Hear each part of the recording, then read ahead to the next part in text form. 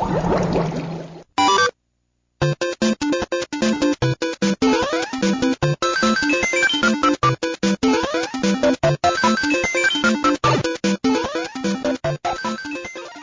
screens, two different views. That's what we're all about. Dual Screen Radio, where listening is good. Hey everybody, this is Shane R. Monroe. And this is Chris Henschel, back again for a second show. Yeah, another show of Dual Screen Radio. It's been very receptive so far. Everyone seems to like the show. The only thing I think we had a few complaints about was some structure problems that we kind of ambled on and on about this or that. And I think that we've got that taken care of. What do you think, Chris? Yes, I think we do. We've got quite a bit of a format, I think, for you here. And I guess in the original show, we just wanted to get out there, you know, what our show was going to be about and what we'd be covering and how we felt about the DS. So, you know, it was just kind of a getting our feet wet approach to the whole thing. But I think we got a little bit of a structure going now. Yeah, I think we got everything pretty much squared away this time. Yeah. And just to let you know, our format may change over time as we refine the show, but we've kind of narrowed it down to a few key areas.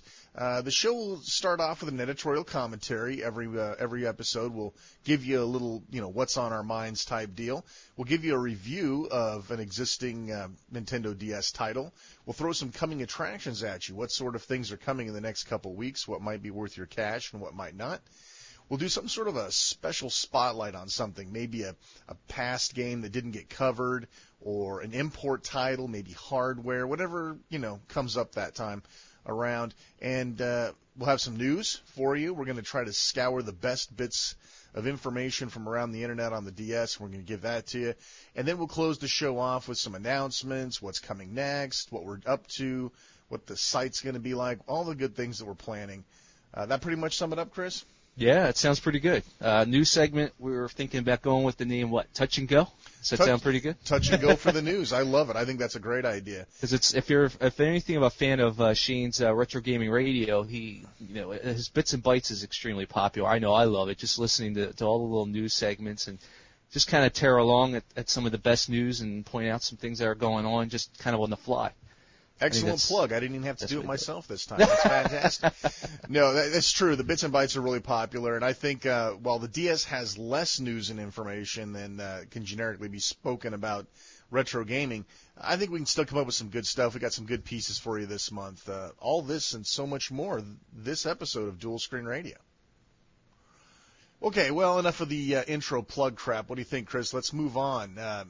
This editorial, this episode, a lot of people, and Chris and I have been talking about this left and right, a lot of people have really bad first experiences with the DS. Definitely. And I'm still trying to figure out how it is they manage to get the crappiest game possible to try a DS on, and then after that first game, they just deep six the DS and they just dismiss it. Yeah, I mean, I know one of our friends online here, we will not mention names, but it always cracked me up because, even this was only a couple of months ago. I think in around November, December or so, he was getting a DS, and it's kind of like, well, finally getting one. I said, well, didn't you like it? He's like, no, I was never really a big fan of the system. And I said, well, what games have you played? Oh, I tried Ridge Racer. And I'm thinking, Ridge Racer? That's a port of an N64 game. I mean, it's not really the best game to say, let me judge this system. Let me grab a game, Ridge Racer. Yeah, I tried Polarium and I didn't like it. Exactly. I remember seeing Polarium. Actually, it's funny you mention it because that's one of the first games I remember seeing at a kiosk. I don't know if it was the first game or not at the kiosk. I think it might have been Super Mario. But I've already played Super Mario. I had no interest. So I saw the Polarium, and I'm like, what is this? I mean, the graphics were so boring. And the whole stylus play scheme was kind of new for me at the time. And I'm thinking, this is totally not what I was looking forward to. Yeah, this is not the game that you want to try to sell DSs with. I mean, it's clever, but, we're like in 2005, 2006 here. Right. Polarium is not necessarily the graphic showcase that you would like people to see. I mean, the Game Boy Advance could crap better graphics than that. And you're sitting there thinking to yourself, man, this is the DS? I am definitely not impressed. Or you get people that play the other ports, even things like Spider-Man 2, which was actually very graphically impressive. It was kind of one of those side-scroller 2D-ish 3D things. And if you're used to playing games on a console and you play the same type of game on the DS, you're missing the point. Right. You know, they're taking a console game and they're trying to cram it into less system resources, less control, and it's like, well, less buttons, I should say, not less control, but a different scenario in terms of control. And it's like, you got expectations. It'd be like taking God of War and putting it on here. Yeah, no way. No, you wouldn't do it. It just wouldn't. You would work have to out. maybe make it you'd have to like totally look at it beforehand and say, how can I do this on this system, instead of saying, well, this is a 3D game on the PS2. Let's just kind of cram that in there on the DS and use its limited DS functions, or the 3D functions rather. And I think that was the problem early on. I think a lot of these companies were trying to shoehorn the main game from another console into the DS. And actually, I guess they're still doing it because they're trying to do it still, and they've done it with Burnout, with, I think, very, very poor results. Some games just aren't meant to be on the DS, or they have to be totally redesigned in a different view, but at the same time trying to keep the essence of the gameplay from the consoles. And I think a lot of the early DS games, I'm sorry, I'm going to say it, I think a lot of them were lazy-ass ports from Game Boy Advance games that they've tried to throw in some medial 3D effects to try to say, look at me, I'm different. And I know it's one of your big games, and I know you liked it. Was the Episode 3 game, but I just couldn't get away from the Game Boy Advance aspect of it. It just seemed very limited. It wasn't a very advanced game that I would think I'd be seeing on the DS. It was just a port of the GBA one, and the only thing that really added any kind of difference was I know you're a big fan of the flying parts of the game. Where you're in the ship and it's all 3D, and it's really neat to see that and everything, but overall the game is basically a 2D port from the Game Boy Advance. Let me chime in on that one, because this is actually a fair game to bring into this conversation. Episode 3, yes, there are basically 2 points of Episode 3. You have the GBA 2D side-scrolling action port, which is, almost admittedly from the publisher. Yeah, this is the Game Boy Advance version. Right. And then you have the 3D flying sequences, which are littered throughout the missions. In other words, you'll play the 2D side-scroller for a while, then you'll play a 3D mission, you'll play the 2D scroller for a while, and you flip-flop back and forth. When you're moving from place to place, you fly, and that's kind of cool. It adds an air to it. It is cool. Now, the thing that most people don't see is they fire the thing up, they jump into the game, they see the 2D side-scroller, and they say, this is the GBA version, this sucks. They never see the 3D version, and if they do, they see the first flying mission, which is underwhelming to be sure, but they never jump in and have a full onslaught, 7-bot, frag fest in space, which is basically Wing Commander. I mean, a lot of people, Wing Commander is like one of the best games ever, but yet they never saw this Wing Commander component inside of Episode 3. Yeah. And it's brilliant. It is beautiful. The 3D rocks, the explosions. No, I agree with you there. I think I perfectly agree. I think the flying sequences were cool, and I played the Game Boy Advance version first before this, and then later on I tried the DS version, and sure enough, like you said, it's the same game. But then when you get to those flying sequences, it's like, man, I wish they would have just made this as the DS game. It seems kind of crazy. Just made it a full-out flight sim of some kind, taking place in the Episode 3 world, or even the whole trilogy. You could totally ignore the GBA version. You could literally fire this game up, jump into multiplayer, add a whole bunch of CPU bots, and just start beating the crap out of each other.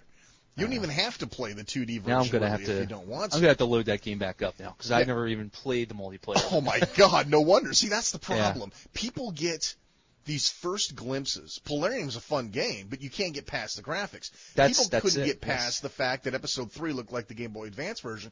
But it's important to note, I never played the Game Boy Advance version, but I did see screens and everything, and I looked at it and said, man, this is just like the GBA. And I was put off at first. I played the first couple levels, and I realized, hey, okay, it's the GBA version, but the GBA version was kind of fun, obviously, because I'm having a good time playing this, despite the fact that it's a GBA port. And then once I got into, like, the frickin' Wing Commander, deathmatch sequences. Unfortunately, everybody has to have a card to play that, which is a real drag. Oh, that's probably why I haven't played multiplayer. That's the biggest downside of it. But literally, the bots are good. I mean, you could throw in some of the high-level bots, like the Jedi-level bots, and you'll get your ass kicked. And it's not a perfect game. There's no two ways about it. But to dismiss that as, oh, that's just a crappy GBA port, it's not giving credit where credit's due, but I certainly understand where people get their bad flavors of the DS if these are the first and only things they ever see. Right, yeah. Mario 64 is another great example. Everyone says, well, this is just... Well, first of all, they can't get the hang of the controls, so they put the controls immediately into D-pad mode, which makes this game completely worthless. It's totally unplayable with the D-pad because you're constantly, I think, what is it? Aren't you in a constant run? You're constantly running or stopped. Yeah, so you have no exact movements. So if you're on those cliffs that are all over the place, those little 2-inch ledges that you gotta, do the whole solid snake kind of creep around the corner deal with Mario, you're gonna totally fail at it because you're going to be running all the time. You're just going to be off the ledge, Nice. But seriously though, I mean, if the first thing they do is they change the controls to some console thing, which is D-pad and buttons, which doesn't work at all. It was never intended to be played that way, but the developers for some reason decided to throw that in. And then people say, oh, well, this is just the N64 version anyway. I already played that. Mm-hmm. But what they don't understand is where all the mini games are in the game. Yes. When you capture the white rabbits running around the game, you get these mini games, and I'll be honest, the mini games to me are far more entertaining than the actual game. It's true. I think only because the original game is about 12 years old or so now, something like that. It's been out for a good while, and this is just the same rehash of the same game. They've added little tweaks in it. It could be different characters, but ultimately, in my opinion, the mini games alone make this a worthy purchase. Absolutely. It's just a drag that you do actually have to go around and capture these rabbits to open up the mini games, but so you do have to play the game, I guess, to open up everything. But just the ones you start out with are fantastic. I mean, I think there's like a total of 4 different characters in the game, and each one has his own set of mini games. And right off the beginning bat, there is, I think, maybe 2 or 3. I think you get 2 or 3 right off the bat. Yeah. And some of them are just fun as anything. I love Toad's Garden, which actually incorporates like a little slingshot effect with the stylus. You got to launch little bombs or balls at the bombs that are dropping with the little parachutes. And man, it's a blast. It's like the old paratrooper game. Yeah, it's awesome. Yeah. I mean, it's perfect 5-minute gaming on a bus or something. Take it out, close it. It's worth it. I mean, if you can find this for like $20 or so, the mini games alone are worth it, in my opinion. And see if you can get a used copy that somebody's already played and unlocked most of the mini games for you. Good point. That would be the way to go. Yeah. But in any event, this is an example of how people get the complete wrong impression. They don't put in. I mean, there's a ton of games, and Chris put down a bunch on a list, and I'm going to let him talk about them, but. There's so many games that are so representative of how kick-ass the DS is, but for some reason, these are never the games that these people see first. Right. Yeah. So, Chris, why don't you run down your list, and I'll chime in as we go along. Okay, well, I have a few here that I think would be the ones I think I would show a person right off the bat. If a person didn't ever play the DS beforehand, I would say, here, try this one out. Okay, any of these will do. The first one on my list would be Metroid Pinball. Which, it's just a regular pinball. It really doesn't use too much of the DS's functions. It's just a really good game. I mean, it's a game that you're only going to find on the DS. It's a good game, especially if you like pinball. Not much if you like the Metroid aspect of it. I mean, it helps you're a fan. But the way it shows the play field with 2 screens, I think they really pulled it off very well. They did. And the multiplayer is... It's crazy to say it, but it's still, in my opinion, some of the best DS gaming on here. It's really fun. Oh, man, absolutely. I never would have imagined, I've said it before, I couldn't imagine how they were going to do a multiplayer pinball, other than the fact that, okay, you take turns shooting a ball or something. But how boring would that have been? Yeah, and this is great. I mean, we had, and the nail in the coffin, and how great this is it's one-cart play. So if you have 5 people in a room with you, everybody's playing. Everybody's going to compete. And, you have a little gauge in the middle, and you got to reach to a certain score to see who can get there first just by playing pinball. And I guess that's probably why I would choose it first most, maybe. I don't know. I think it's a cool game, and it's something that you can only play on the DS. Well, let's look at it this way. Let me chime in here. Yeah. First of all, pinball is immediately recognizable and playable by anybody. Everybody knows what pinball is. It's left two flipper, buttons. right It's flipper. left flipper, right flipper. Everything else is syntax.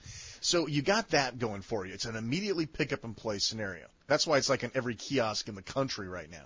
Yeah. And then as a bonus, the graphics are very clean. I mean, they look console-ish. You know, you won't look at it and say, "Oh, well, that's DS crappy DS graphics." They look clean.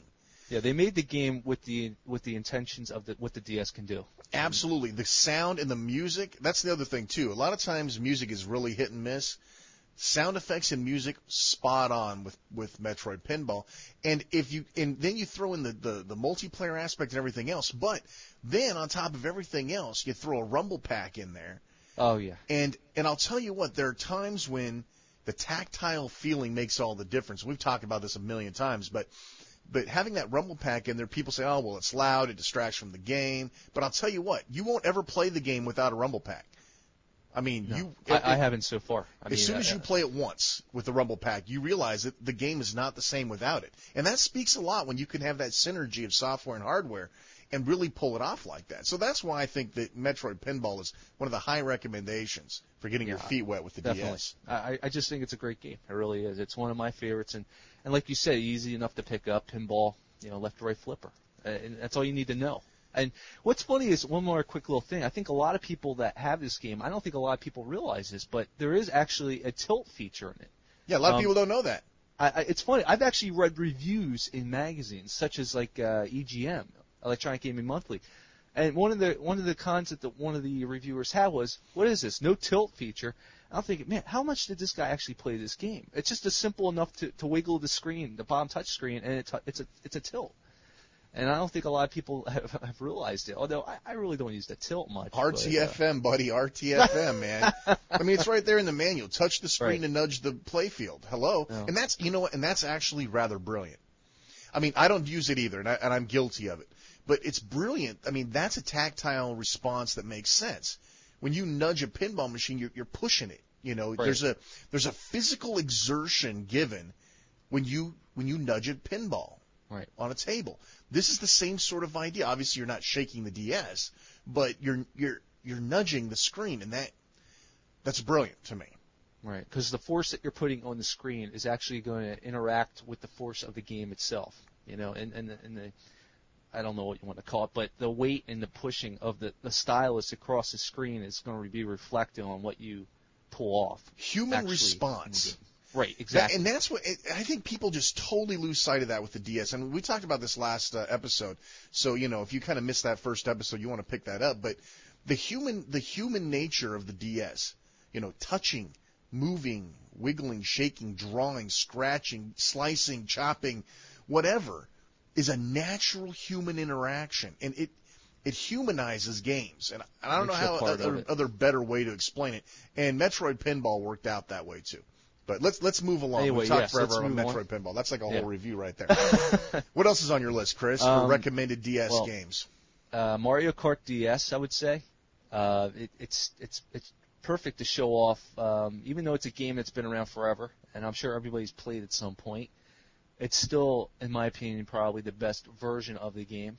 I actually was always the biggest fan of the original Super Nintendo one. But this just really brings everything together about the series. You got the 3D, you got the best graphics. I guess Double Dash has the best graphics, but for what it is, it's got a little bit of everything into it. It's almost like a best of for the series. Little elements from each game.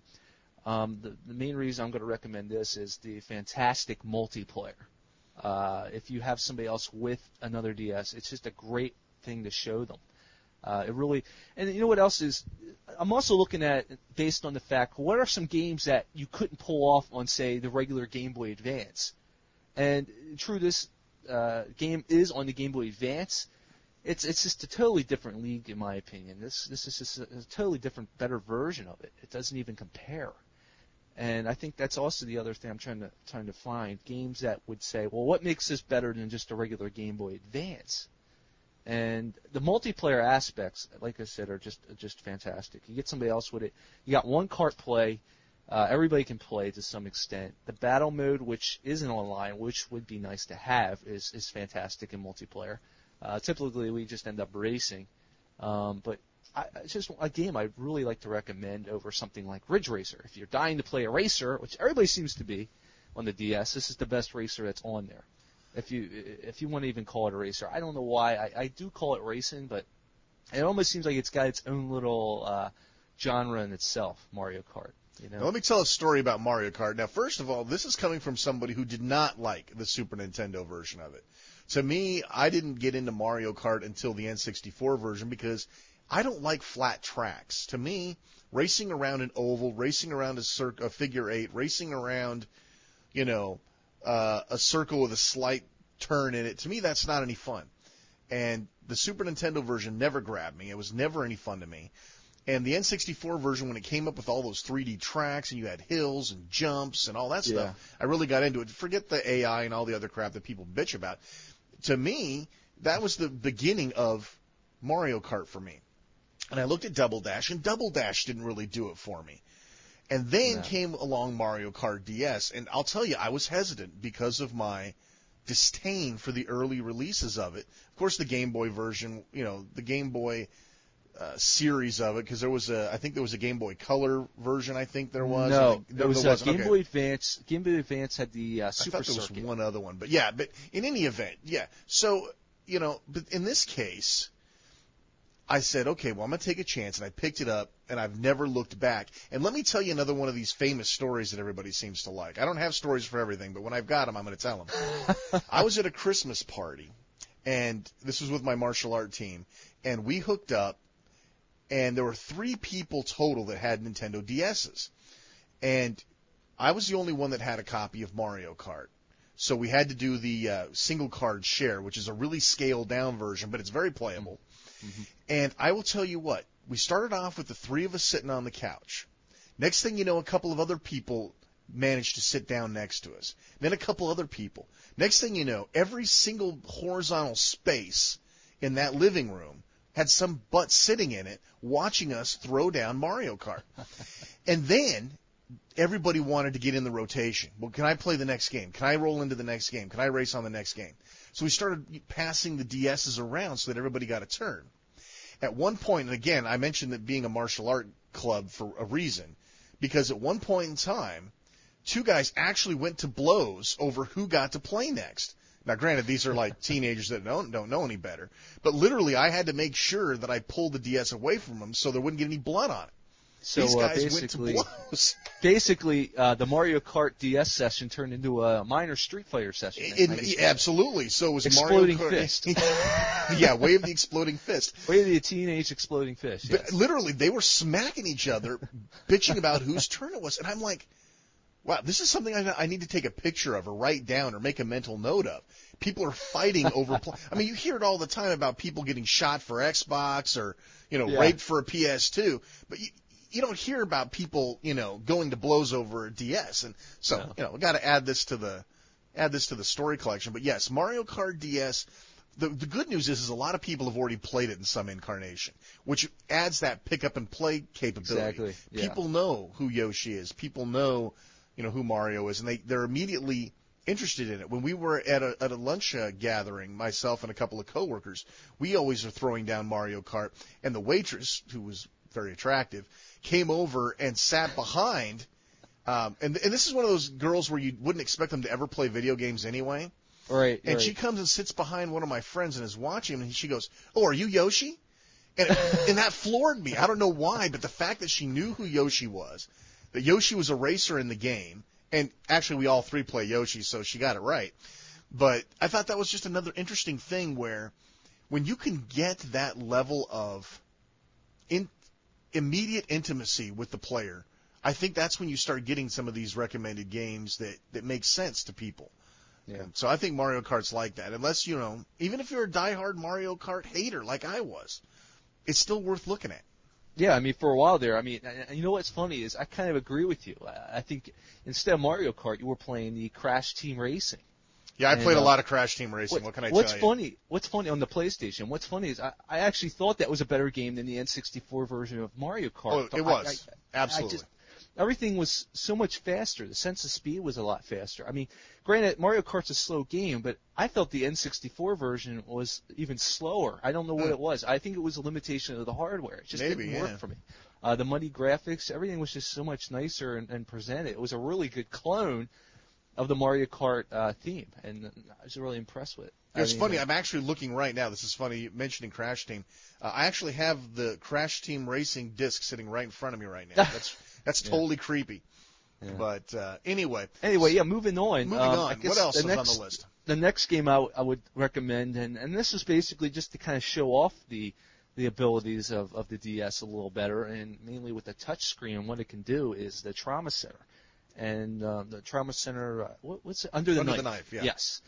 And the way it works is you're operating and performing emergency room procedures and surgical procedures with the stylus, which I'm sure everybody at some point has probably seen this game somewhere in the ads and online.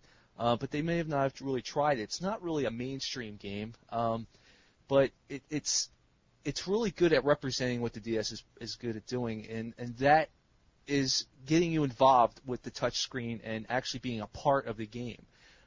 People will say, it's just a gimmick, I can do that. I can do that if there was an emulator on my mouse. And no, you can't, because you're sitting over this little system with these two screens, and if you turn the lights out, whatever, give yourself a little ambience. You're sitting there playing with the stylus. There's so many little things that you have to do at any given time within the time frame that they give you. And the time frame is basically how much longer the patient is going to hold out, since he's under anesthesia and his heart rate's going. And you can hear the heart rate going down, and the nurse will interject, "Doctor, what are you doing?" So it kind of really puts you on the edge. You have to go through all the motions at a fast speed and get everything done before your patient codes. Even something simple like pulling glass out of his arm. Doctor, he's going to die, It's a little zany, and it's totally not realistic to a point. It tries, but I guess the whole point is this game's very representative of a game you should try if you've never played the DS, just based on the fact that you're in there and you're involved. You feel like you're really trying to save this patient, and that's the best thing about it. Really, it really gives you a hands-on approach, like you were saying earlier with the tilting feature of Metroid Pinball. It's not something that you can say that a lot of people say, well, I played that like in '93 when it was called Emergency Room on the PC. And there's a difference between a mouse that's 17 feet away from the screen and actually reaching and being virtually a quarter of an inch away from this guy's intestinal tract that you're cutting you're cutting a clot out of. They give you a laser too. I mean, you actually have a laser for a tool. There's times where I've been so frustrated, it's like all over the guy's dude. Colon or something. But it's part of it is what we continue to harp about, that humanity in video gaming where you're actually feeling a part of it. But there are very few games. There's many games that can get your adrenaline going because you're button mashing really fast, or you're running around and you're pumped up. You can get pumped up in a video game, but rarely does a video game pull you into a point where you care. And that's something that Trauma Center has in spades. One, you care about the person you're operating on, even though you don't know who they are. You don't know them. There's no rapport between you and this patient. Oh, there's a lot of text in the game. But there's a lot of text in the game. Fortunately, you can skip it all quickly. Exactly. For those people who don't want to read. There's no real big storyline going on. It's the hokiest thing in the world, and just skip it. The game gets excruciatingly difficult, though. It really does, and it's a quick curve. But it's one of those titles where it looks great. I mean, you could take even a still shot. You could send to somebody and say, "This game looks good." Yeah. And then you have all of the elements that make it a great game, which is the tactile surgery, pulling things out, bandaging things up, and the quickness that you have to do them. I mean, that's what gets to you. You gotta stitch them up. You gotta give them the I guess the endorphins, so to speak, and you gotta keep them going. And you don't want the guy to code on you. You gotta keep them going and keep them alive. And Meanwhile, you got to take care of that tumor that's floating across the screen. You know, and there's a subplot to the game, which is where the storyline comes in. That there's these little creatures inside people's bodies that are, causing this negative ruckus effect in there, and it's spreading throughout the city. So you move from hospital to hospital to university to university, whatever, throughout the game, and you end up coming in contact with these little alien things that are floating around in the body. And it's cool. I mean, you have to go, you do sonograms to see these things, and they're only visible for a short period of time. And it's an amazing game that gets so little credit for being one of the best DS titles around. But you never see anybody playing that the first time around. It's not really around. mainstream. Not a mainstream game at all. And it's very hard. Actually, I've only seen it. I've really only seen it, say, like Best Buy and EB Games or GameStop. It's just not something you'll see along with. Like if you go to Target or something, it's not a game I would see next to the shelf at just any given store. It's kind of one of those niche games, I guess you could say. And it's too bad. And one of the other things that's great is they've really the whole operating section on the bottom screen of your patient is more or less 3D, and they actually took the limitations of the DS in stride and basically threw what they could in there with the best they can do, and it really pulled it off. They didn't try to overcompensate for what the DS is capable of. They kept it to a minimum, but it serves its purpose, and that's the cool thing. The 2D graphics are a given. It can do 2D graphics as much as it wants, and it'll pull them off fabulously, in my opinion. But the 3D effects are always a chore on this system, and just the subtleness of the 3D effects, like the heart beating and the stomach and the lungs moving, and just little things like that. They really pulled it off, I think, very well. Anyway, it's way cool.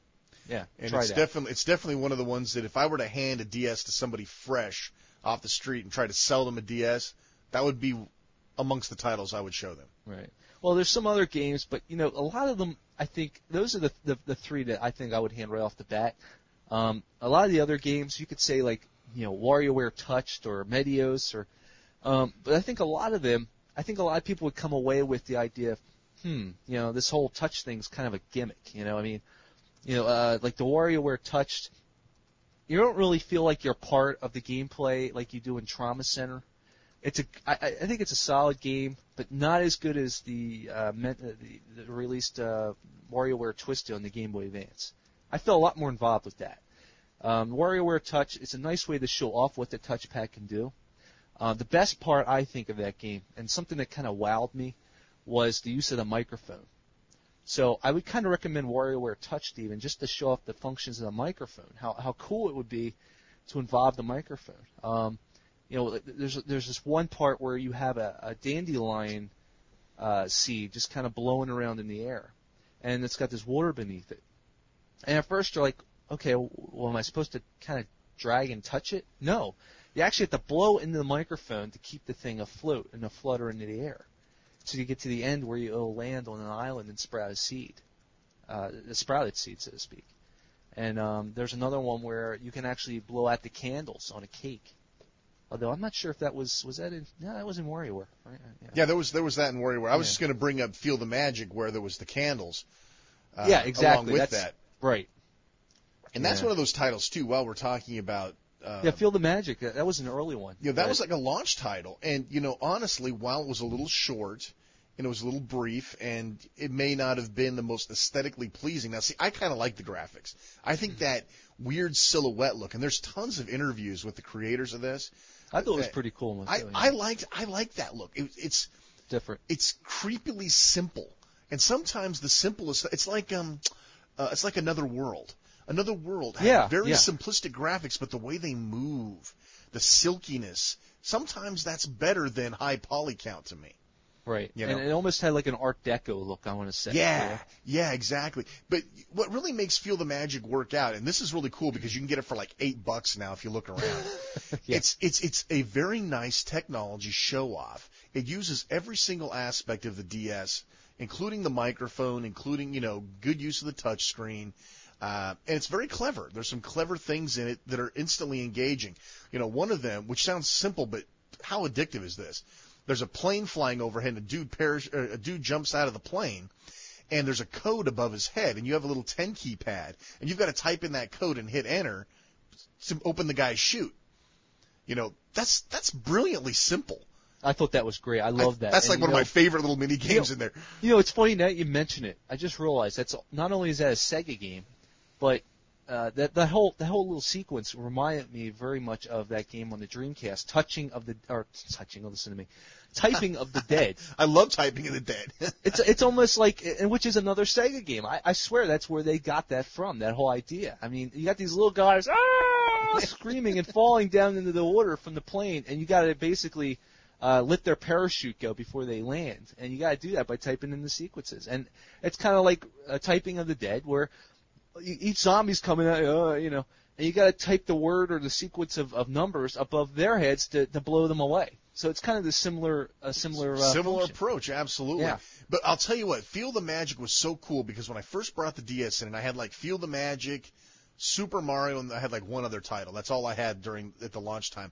Yeah, it was pretty dry. And I was showing the people, hey, look at this. You draw here, and you rub the guy's stomach and make him vomit out a goldfish. And everybody thought that was cool, right? And it's like, so I do this next thing, and I say, now watch this, right? So then you get to the candle piece where you actually fling people's breaths at these approaching candles. Don't ask. It's a weird Japanese thing. But these candles are coming at you kind of like Missile Command, and you shoot up a breath by scratching the touch screen from one person up to the candle, right? And everyone's like, oh, well, that's cool. And then the first time you blow on the screen and everybody takes a big breath and blows everything out like a smart bomb, everyone's like, holy crap, you just blew on it. You know, and that was an immediate engaging thing, and everyone just lost their freaking mind the first time you saw somebody blow on one and it actually do something. Yeah, that was neat. That's what I was saying. I think the first time I did that was in that WarioWare Touched. I was just, wow, this is really neat. But, you know, at the same time, I mean, it really represents the gameplay. It's kind of a nice way to show off the functions of what it's possible in the future, of what it can do. It's a nice little technological preview. The game itself is extremely short, though. It is very short. You're right. Unless you could find it for maybe like $10 or at the most maybe 15. I'm even pushing it there. There's really not a lot going on there. I mean, you could finish it in a couple hours. But let me tell you about something that's really brilliant about that game. And I know we're kind of hijacking the editorial here, but we won't do this for long. Inside the game, and a lot of people don't know this. First of all, there are hidden touch areas at the intro of every game. Each of the mini games, there's a secret hotspot on the touch screen. Really? That if you touch it, it will unlock something.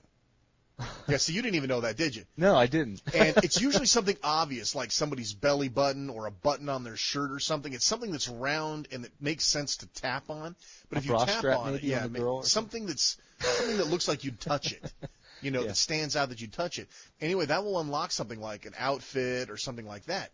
Cool. So a lot of people don't know that. And then secondly, if you have certain Sega games plugged into the GBA slot, it will pull graphics out of there and give you other unlockables. Like if you have like Sonic, I can't remember exactly what it is. I didn't know we were going to be talking about this, or I would have looked it up. But if you have like Sonic the Hedgehog in there, I think it's just Sonic Advanced or something like that. Yeah. If you have that in there, then you can get a Sonic head to put on your girl as an outfit. I think there's a couple of other ones. That's like great. What is it? Space.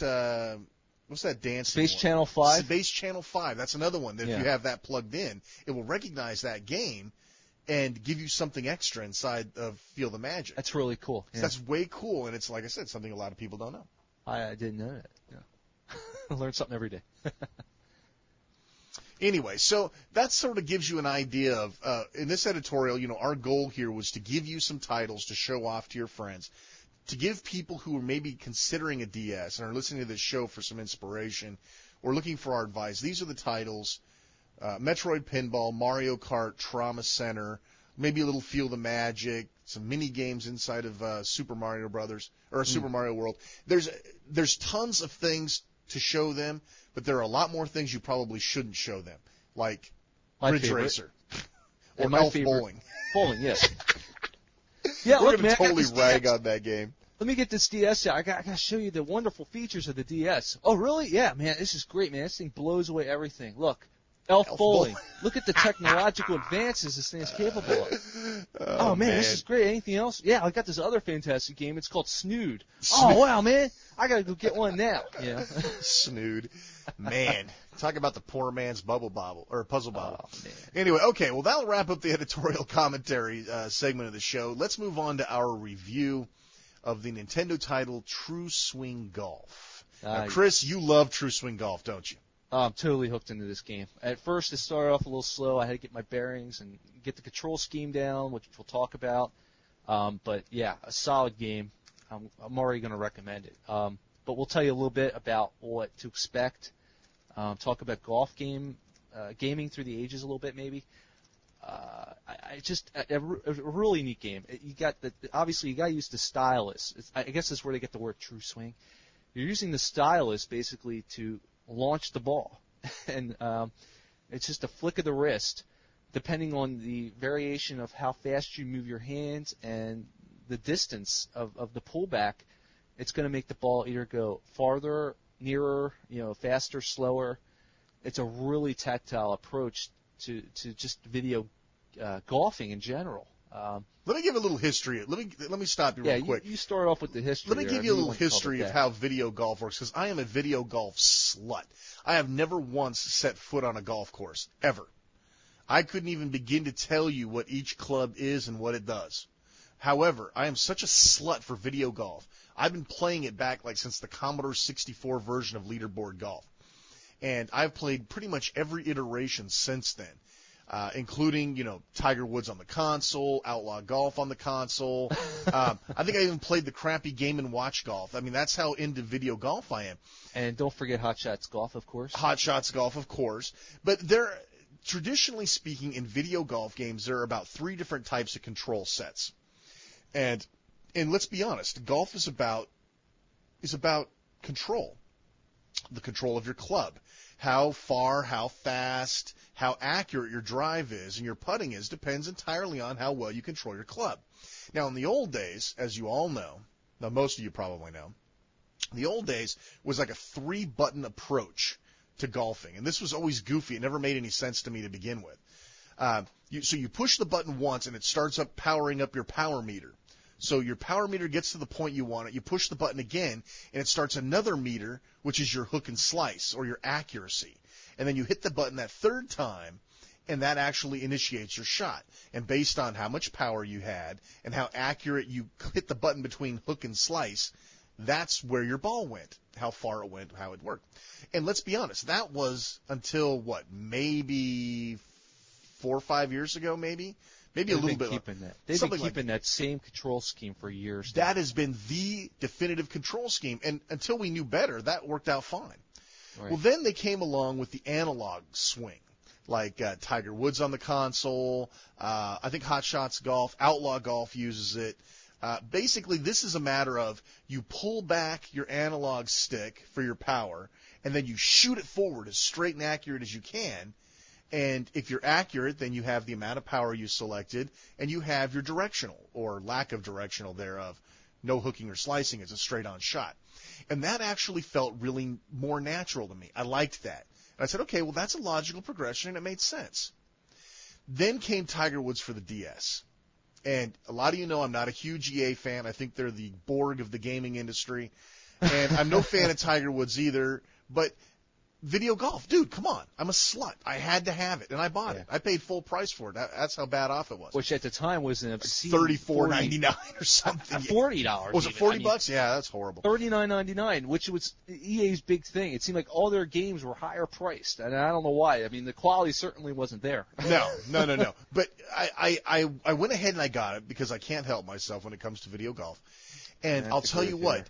The way Tiger Woods does it is you put your stylus down on a meter, which starts where your power is, and you actually have to rotate it like in a U shape, accurately swinging the club. And again, you can hook or slice based on whether or not you drive that final stroke straight up or you accidentally slice left or right, or hook or slice left or right. And I thought, holy crap, I'll never be able to play golf with a stick again, ever. I'll never be able to use an analog controller. I'll never be able to use the 3-button approach. This is golf to me now.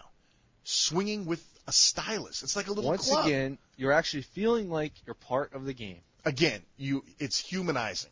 Yeah. So when True Swing came around, I was thinking to myself, how could they make that better? But all the reviews, because it was a Japanese game, all of the reviews were saying this actually makes more sense than Tiger Woods. And I'm thinking, well, how do you do that? Tiger Woods was perfect. And yet True Swing uses, as Chris basically already pointed out to you, True Swing uses a methodology of actual stroke speed to control your power. Right. And that was the little element that was missing from Tiger Woods. And it's pure brilliance, whether you're driving, doing a short drive, whether you're popping out of the bunker, whether you're putting. True Swing's golf's control is perfect to me. And you know what else is? I have Tiger Woods myself. I didn't go out and spend a whole lot of money on it. You did the right thing. I actually got it pre-owned, but more or less it's in mint condition. It was like $12, okay? Now, I got it, and I got it home, and I'm thinking, all right, this is cool. I want to see what this whole touch aspect of the golf is for Tiger Woods. I booted up, and like Shane said, you get like a U approach to how you swing the ball or swing the club to hit the ball. I wasn't digging it. I couldn't get into it. I honestly could not get into the whole control scheme of Tiger Woods. And I think that's why when I saw True Swing Golf came out, I was a little reluctant to say, okay, I have Tiger Woods. It kind of let me down. I really could not. It didn't grab me. It didn't come out and shake me to say this is great golfing.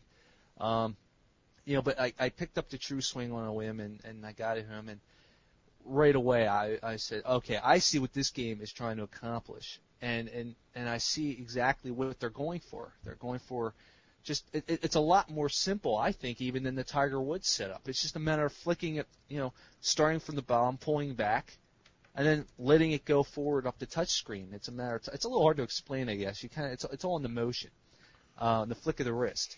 But taking away that whole aspect of doing that U formation, I think really allows you to pull off some more accuracy. You don't have to worry about making the U.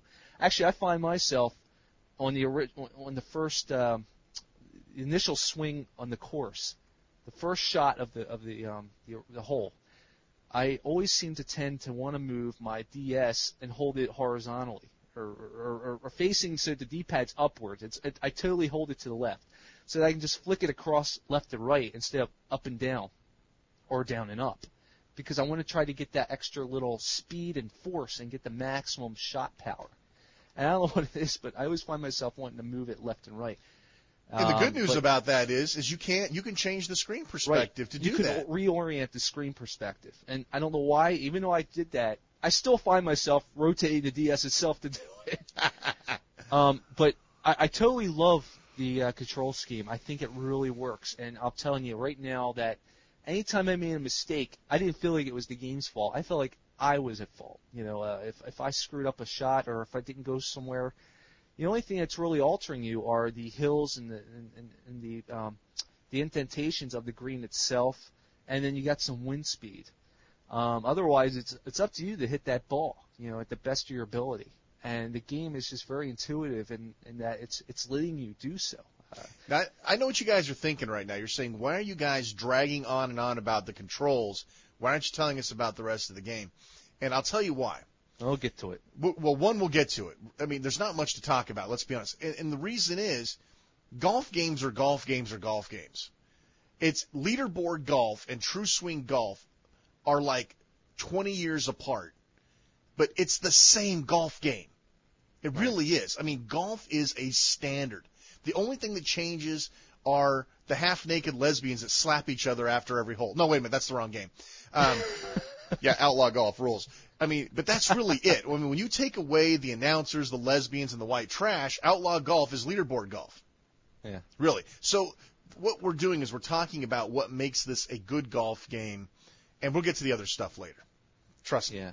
But obviously, they call it True Swing for a reason. They're trying to make it look like you're actually a part of the golf game, and you're actually swinging the ball, swinging your club, hitting the ball, getting the ball out there, and it's up to you to do it. It's none of this. I don't know how many times I used to sit back and play like hot shots. I'd be sitting there laying back on the couch with one hand playing this game. Because it's like tap, okay, bar goes up, tap, bar goes down, tap, up, there goes the swing. No, not with this. With this, you actually have to position your guy. You actually have to check a scope of the field to see where the ball is going to land and everything, which you can do in other golf games. But it's all up to you on how you're going to hit this ball. It's not going to be as computer controlled. It's more human controlled. There's more of a human interface, a more human plot to this, and you're more involved. It's just like Trauma Center. You're the one. It's going to be up to you to decide how you're going to hit this ball, and it really comes off really well. And I'll tell you though, the mechanic is very hard to really explain. It's something you guys see for yourself. Suffice to say, it works. It works, and they pulled it off very well. And like I said, when I first got this game, I wasn't too sure. Now, a couple weeks later, it's all like it's totally a part of what I can do. I mean, I only have to think about it. I know exactly how I'm going to hit the ball. It really comes in and grabs you, and you're able to take it with you. I mean, it's hard. It's a learning experience at first, but it grows on you and it sticks to you. It's like riding a bike. That's what I'm trying to say. So there you have it. I mean, that's pretty much the mechanical piece of it. And if what you're looking for, now let's talk about the rest of the game. Graphically speaking, I would say it's no better than Tiger Woods. Not much to look at. There's not much to look at. It serves its purpose. It does it well. Once you're playing the game, you kind of forget all that. The player models themselves are probably one of the weakest parts, I guess. Yeah. And a lot of the surrounding art, especially if you get close up, your guy's just not very polygonal. And what makes it even worse is they put that nice high-res 2D version of your character underneath you, like when they're showing your score, and you're going, man, the model didn't look anything like that. No, that's kind of a problem. But when the physics of the game is I think pretty good. I don't see anything wrong with it other than anything in the past golf games. I think it pulls it off pretty well. All the physics are fine. The putting is a blast. I'm loving the putting. I'm getting some really good putting scores here. I think I had last night like a 43-foot putt. I did 47 the other day. Now, yeah, it makes you feel so good when you hear that ka-plunk, and it zooms in and replays it 10 times. The putting is very generous. I will say that to me that's one of the weaker spots in the game. But you know what? You won't care because it's in your favor this time. The weak points of the game. It's definitely a little on the easier side. Tiger Woods putting was a pain in the ass. I'm talking about the DS version. Mm-hmm. It was a pain in the ass. First of all, the caddy was no help half the time. And when you could putt in, you got the representation of the green with the grid overlay. Right. First of all, sometimes it took like a minute for it to generate the overlay. And then the overlay didn't always help you. Whereas the way that True Swing handles it is just like your drive. I mean, why should you putt differently than you drive? I mean, other than the fact that, you're not trying to hit 250 yards. But it's the same thing. It's the same mechanics. It's a swing. It's a hit. It's a distance versus velocity versus foot-pounds per square inch on the club, whatever. And in True Swing, they keep the same model of putting as you do when you drive. So you don't have to actually learn anything different. You do have to learn how to adjust the camera so you can line up with your hole and everything. Right. And let's be honest, there's a lot of times when my putt should have hopped right over that hole, but it went in. And there were some other times that I probably didn't quite hit it hard enough and it let me have it. But at the same time, you know what, though? Like I was saying earlier, you actually feel like that was partly your problem. You're the blame for that. The games it does allow you to get away with a lot of shots that you feel that you probably shouldn't have gotten. But when you do get it in, you feel good about the fact that, hey, that was me. I did that.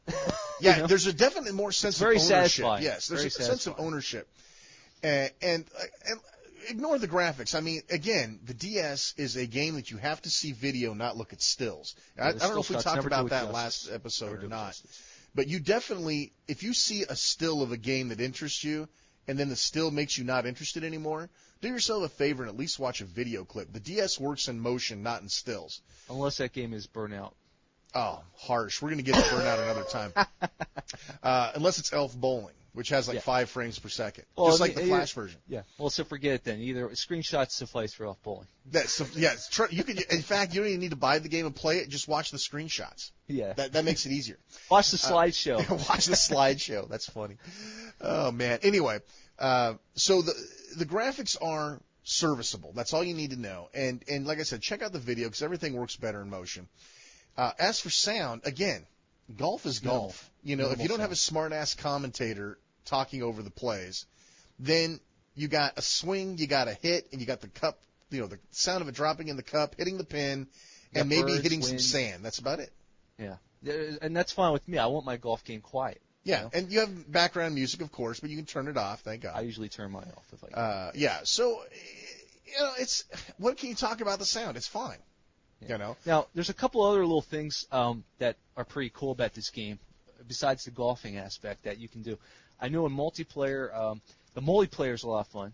You can do, I think, 4 people with 1 card, which I think is amazing in itself. I haven't really played the single-player multiplayer, but I did do 2-card multiplayer last night and alone, and it's just fantastic, especially when you're next to somebody. You got your own little view of the game, and you're putting. But what's neat about the multiplayer is it actually has its own little built-in version of PictoChat. So you can actually distract somebody while they're putting with these little, I think it allows you up to 4 pictures, and then you can delete them or make new ones whenever you want. But it's got 4 off the bat that you can use at any time. So, if Shane's over there putting and I'm sitting here waiting and, he's ahead of me by like 2, I could say, hey, man, here. Draw a little schlong, send that over, and he'll be distracted and misses hole. Revolted is more like it. Yeah, revolted and shocked and missing the hole. Yay! In my psychological warfare through PictoChat. It allows you to draw and write. It's pretty cool. And it jumps right there on your screen, so it could get a little out of control, I think, and probably prolong your multiplayer sessions if it's abused. I thought that was pretty cool. Now, I know a lot of people like the whole customization aspects of these games. I know Hot Shots has tried to do it a lot in the past, especially recently. What's neat is it actually, like I was saying to a couple people, when you go in your clubhouse and you've won your money from your tournament, you can actually customize the outfits in terms of like the shirts, your hair, your color of your hair, your shirts, your pants, and the shoes and the golf gloves. Each one. The golf gloves give you actually different power-ups in terms of control, power overall, stance. It really adds a spin to the ball, things like that. You can get new clubs, new shoes. Everything adds to that, except for basically your hair color and your shirts. But there's a lot of neat little customizations you can do. It's a little limited, but when you add the money in there, you can buy all these things. And the clubhouse itself actually reminded me a little bit of Nintendogs. When you go over to the kennel and you're picking up the food and the different color collars, and the different color frisbees and the balls. It really reminded me of Nintendogs, just the way it's presented to you, like Nintendo Golf or something. Are there things like attributes that you can upgrade, Oh, like your yeah, power, definitely. swing, and everything? Yes. Yeah, so it's sort of like Tiger Woods was, yeah. If you actually go into the clubhouse, or even if you bring up your I'm thinking of Trauma Center. Trauma Center, I know. I'm sitting here thinking I need to go play that again. If you bring up your golfer's statistics, there's a button at the bottom of the screen. Mainly I see this when you're in the shop with the golf clubs and the balls and the gloves and the shoes. Those are the things that actually do a lot of the changing of what your character can do. You got control, you got power. There's I think maybe about 5 or 6 different categories. You got spin and air, I think. Now each of these things that you can purchase actually have different attributes that they'll increase as a part of your player. And there's a button at the bottom of the screen that says switch, which will allow you to bounce between the overall look of the item and the price, and it'll change it over to a different screen, which will show you what it'll give you in terms of what attributes it'll add to you. Now, some of the lower-end price stuff, like the first golf club set I got, I think it only gives you maybe about 20 overall for power. But if you go for the big leagues and spend another $300, you're not only getting 30 in power, but you're getting like 10 for control and 5 for spin and whatnot. So it's starting out with a little bit you're starting out with a little bit of a better club, but then in the long run, I think I'm going to go with the idea of I'm going to save my money up and just go for that ultimate club, the one that mixes the best of the abilities. But everything has that, and you'll see that in the game when you play. After I bought that initial golf club set that gives you the extra power, I ran to the links and I played a hole. And right off the bat, the first shot I took, I got a new record for distance. Yeah, they keep track of all that stuff. That's worth noting, too, because I think that's kind of cool. I think a lot of the other golf games do it, too. But I thought that was cool. That's something like Leaderboard didn't do. It would keep track of track of how your farthest drive, your longest putt. Right. That sort exactly. of thing. Sorry, I didn't mean to interrupt there, but I thought that was kind of cool. No, worth putting in there. Just plop in. Yeah. I mean, I think that's great, though. I mean, it's great that it does that. It always says new record. You have made a 47-foot putt. Or, if you have a nice recovery or something, it'll tell you, the range of that recovery. It's really cool stuff. And then you can later go down and look at your player's information, and you can see all this stuff. And what else is cool is for every single hole, or every single course rather, that compasses those holes, it actually shows your records for each of those holes, not just overall. But it'll actually, if you go to the first course in the game, which I think is called, is it Hummingbird, Bluebird? I'm really not remember offhand. But it will actually show you your longest drive, your longest initial drive, or your longest putt for that individual hole. So later on, when you're done going through all the motions and opening up and unlocking all the courses, of which I think there's about roughly 15 of, which is amazing, you can go back later on and try to one-up yourself. Because all that information is right there and presented to you. You can always go and say, I'm going to try to get a better score this time. And I think that really adds to some of the value to it overall later on when you're done with the game. The game is so polished. I mean, to me, that's one of the things that there are games that you can tell were hurried out. There are games you can tell that people didn't care. You can tell there are games they just weren't done when they got launched out. But this game, to me, is a fully polished title. Well, it's from Nintendo too. Yeah, and, so it's first party. It's not going to suck. Stuff. Right. And I think this is another one of those things. And this is what's really cool. Anytime you have a golf game, this is cool. This is another story. I was sitting at the airport. I got a story for everything. I was sitting at the airport. Like, this was when the DS first came out. Nobody had a clue what it was. Is that a PDA or what is that? So I'm sitting there at the airport. My kid just got on the plane, so I have to wait like 15 minutes before I can leave because she's an unaccompanied minor. Blah blah blah. So I'm sitting there, and nothing will turn heads more. And you can always tell the old farts that golf on Sunday, because if you turn the sound up just a little bit when you drive, the sound of hitting a golf ball is indistinct. You can't miss that. You know what that is. If you golf, you know what that sound is. So I'll turn it up fairly loud, and then I made a swing, and then I looked around to see who was looking up from their paper.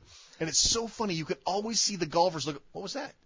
Old fart number one popped his head up. Old fart number one popped his head around the Wall Street Journal. Hey, I just heard a drive. What's going on? It's just so funny. It's one of those, sounds that is so discernible that there's no way you can miss out on what it's like. It's like the Intel's music. You know what it is. Right. Even if you don't even know who Intel is, you've heard it. You know what it is. Right. And so it's so funny to see the reaction. Just go in a crowded place, turn it up real loud, and just make that swinging sound. And I guarantee you people will look up. It's one of those things that actually draws people's attention. I think that's a fascinating psychological foible to look at in people. That's funny. One little audio piece, that half-a-second sound clip, can draw so much attention. Anyway. It's like it's turning on somebody's instinct, to golf or something. It's funny. Anyway, enough of the stories. But yeah. Yeah, overall, I mean, this game, if you're looking for, like, Mario Golf or Hot Shots Golf, where you're going to see, like, all these neat little effects. There's no lesbians. Yeah, there's... Unfortunately. Yes, we must point that out. Yes, there's no butt-spanking, lesbians here. I'm sorry, I love that outlaw golf. The girls do not have short skirts, I'm sorry to say. We've already checked that out last night. Yeah, we looked at it, yeah. I went through all the women's clothing, and I'm sorry, there's no skirts to be found. The closest you're going to get is on the Hawaii course, or I think it's Hawaii. I don't know, it's got palm trees and it's warm, obviously, because your player's wearing shorts. That's the most skin you're going to get on this game. Yeah, this is not BMXXX golfing, yeah. But you're not going to see like little rainbow effects and little stars, and your character isn't going to just do all these neat little effects and everything. He's going to maybe do a little jump in the air or something, but that's the most of it. You're going to see a little path behind the ball of where the ball is landing. That's it. Or if you make a really nice shot, you're going to see a little thing that spins up. Great shot. And what I think's funny about that, speaking of that, is half of these great shots I've made always end up either in the rough or the bunker. So I'm a little confused by that. Yeah. I'm thinking, I guess they're judging you by your accuracy of hitting the ball and the drive speed, because where it's landing a lot of times is not what I'd be considering a great shot. Yeah, that's true. That is probably, if I have to point out one weak area of the game, that would be it. Yeah. That along with the putting. To me, it's okay that the putting's easier. I don't like being frustrated. But at the same time, somebody who's really into the serious golf sim is going to go, oh, man, I should have jumped that hole. Yeah, and exactly. You don't. Yeah. There's a lot of realism involved, and that's the thing. If you're looking for a realistic take on golfing, you're going to like this. I mean, in terms of you don't have any cartoony characters, you don't have any zany antics going on. If you just want a nice, good golf game, it's perfect for that. It really is. And I think that's when they released it in Japan. I think that was the whole audience they were trying to go for, the adult golfer. I think we have enough of the goofy golf games as it is. I mean, we have plenty of hot-shot golfs. We got our Mario golfs. I mean, it's nice to have a nice change of things. And what else is neat is it's a nice. I like the charm that to know that it's from Nintendo. You get that Nintendo charm to it.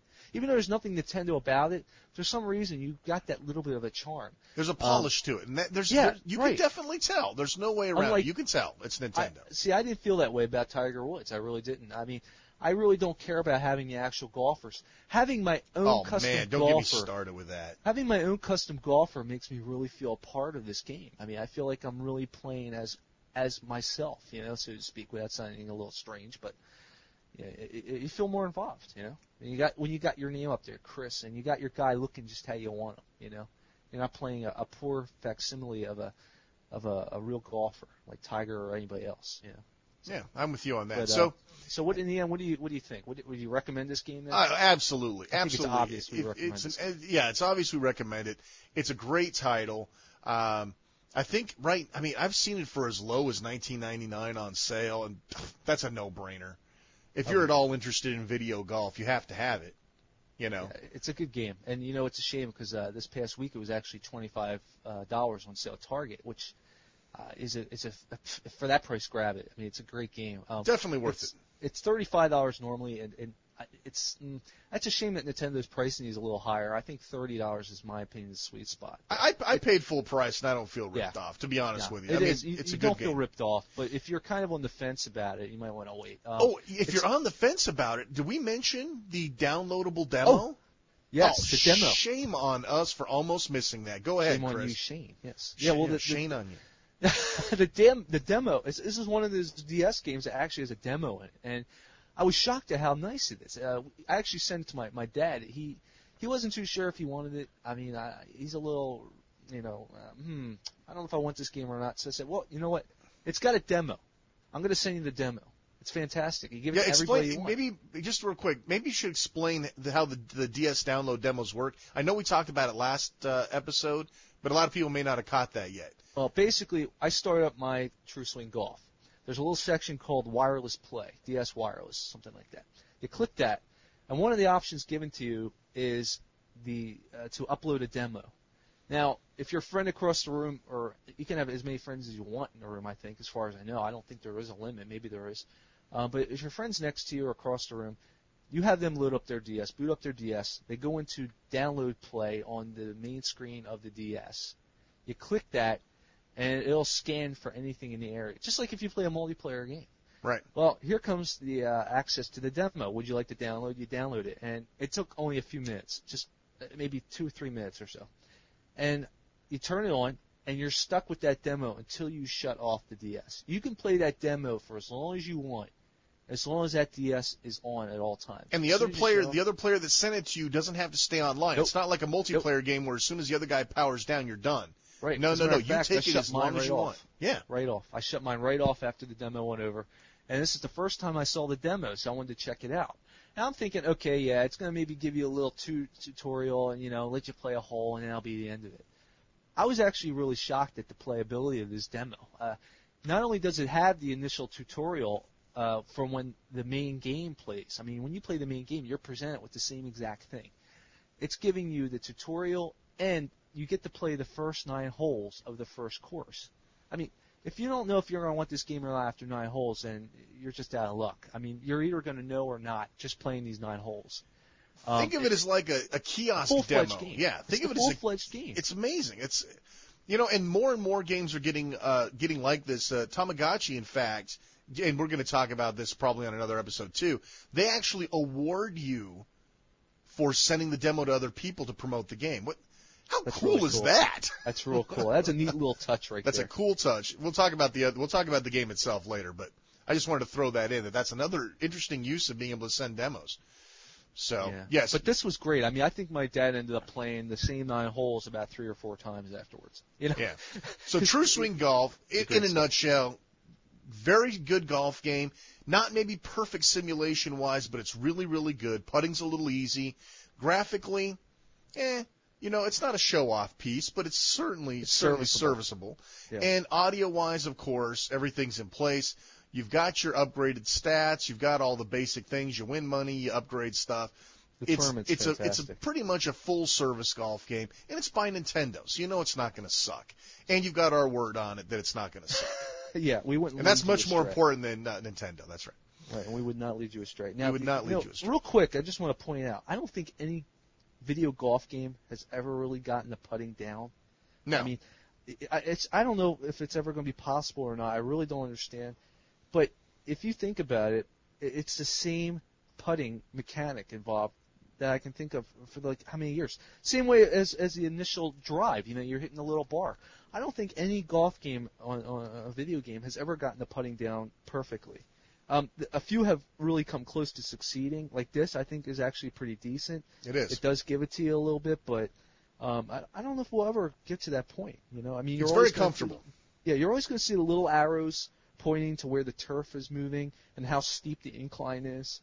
But it may not be even possible to. I mean, and that's something. If you look at it from a golf, and I don't know anything about golf, so I don't even know why I'm saying this, but from a golfer perspective, let me tell you about golf.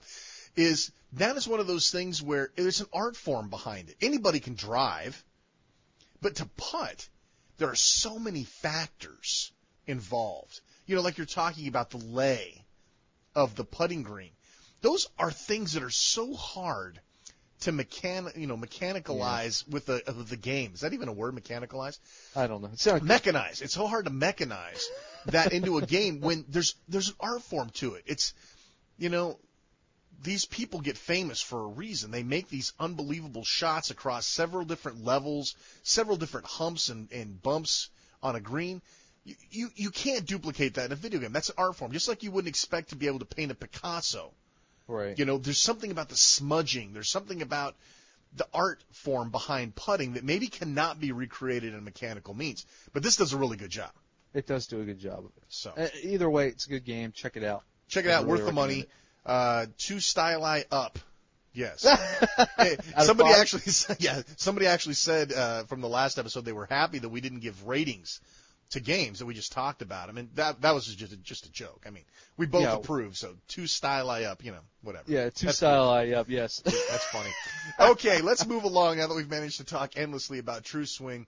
Let's talk about the coming attractions. We're trying to put this show out every couple of weeks, which means you're going to have a dead period where you don't know what to buy, what's coming out, and what we might recommend to you. So we have a list of, 5 or 6 games here that are coming out in the next couple of weeks.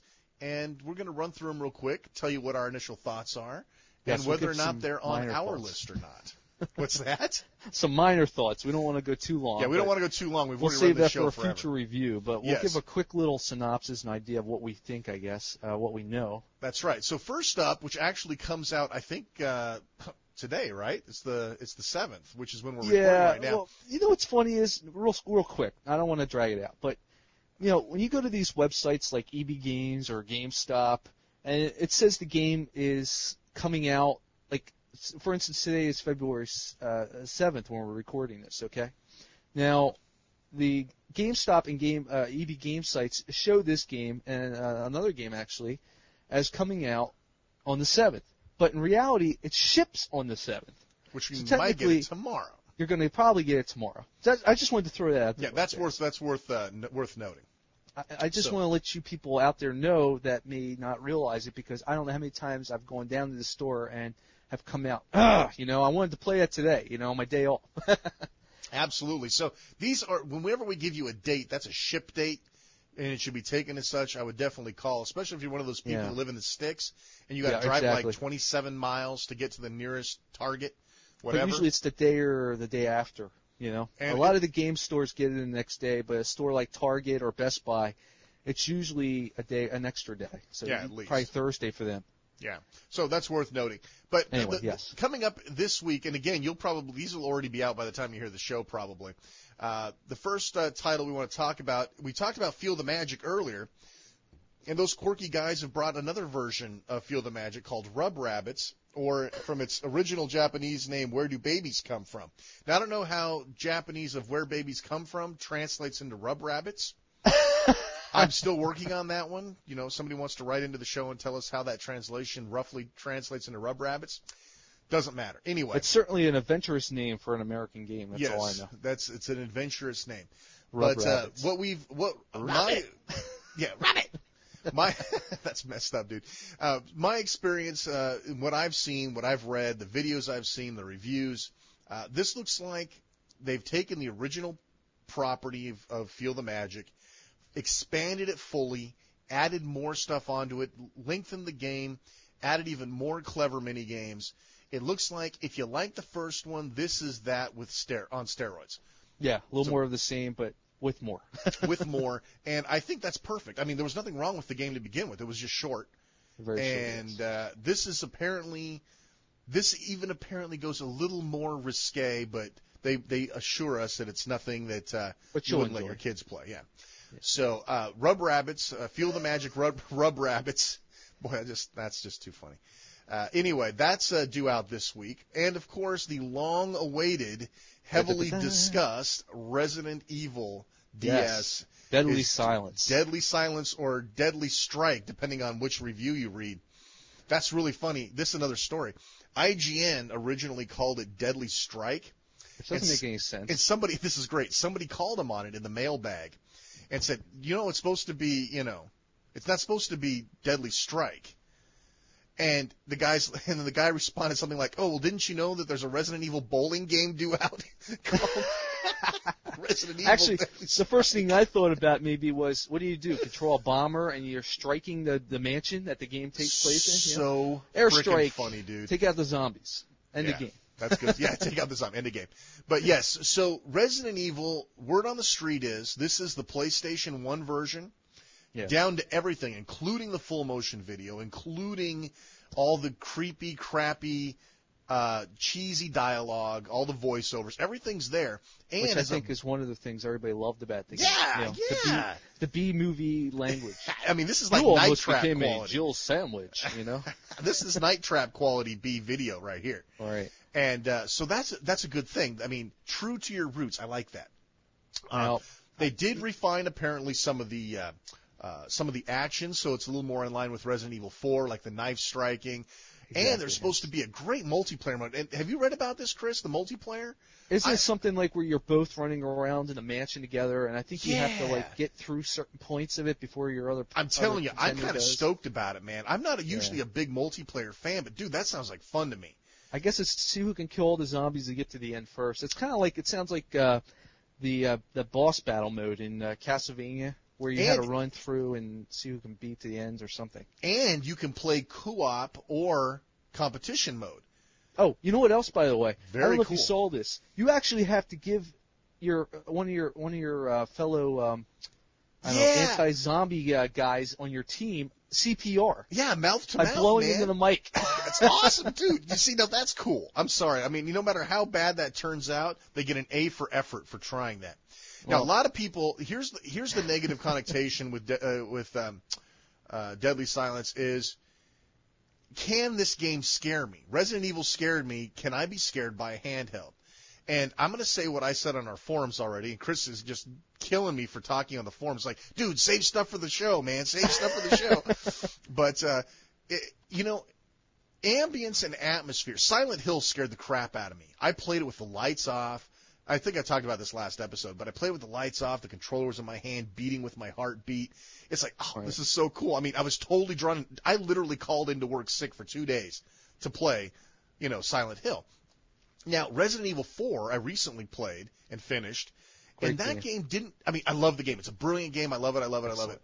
But I did not get pulled in like I did with Silent Hill. And I think it's because I didn't let myself get drawn into that level like I did the first time around. I believe that any game, a book, there are people that guaranteed, that get scared by books. Me personally, I can't read a book and get scared. No possible way. It doesn't happen. I'm too visually and audible, I need that in order to scare me. Books can't scare me. And I think a lot of people are going to go, well, Resident Evil can't scare me on a handheld. And that's too bad. You've already lost. Right. Because if you want to be scared, you can be scared. It's a matter of you deciding whether or not your suspension of disbelief is going to run to a handheld or not. Right. And for me personally, apparently some of the stuff is so cheesy. I never played the first Resident Evil on the PlayStation 1, so I don't have a good commentary about that. But apparently, we'll save that for the review anyway. Yeah, we'll save that for the review. But apparently, there's some times when you're supposed to be scared, but it's so cheesy you laugh. You played it, didn't you, Chris? Is that accurate? I played. I didn't actually play through the whole entire original. That's why I'm kind of looking forward to maybe trying this one again. I know when I had bought the original Resident Evil when the original PlayStation came out, it was like maybe my third game. It looked really cool. And I just didn't get into it as much as I probably should have.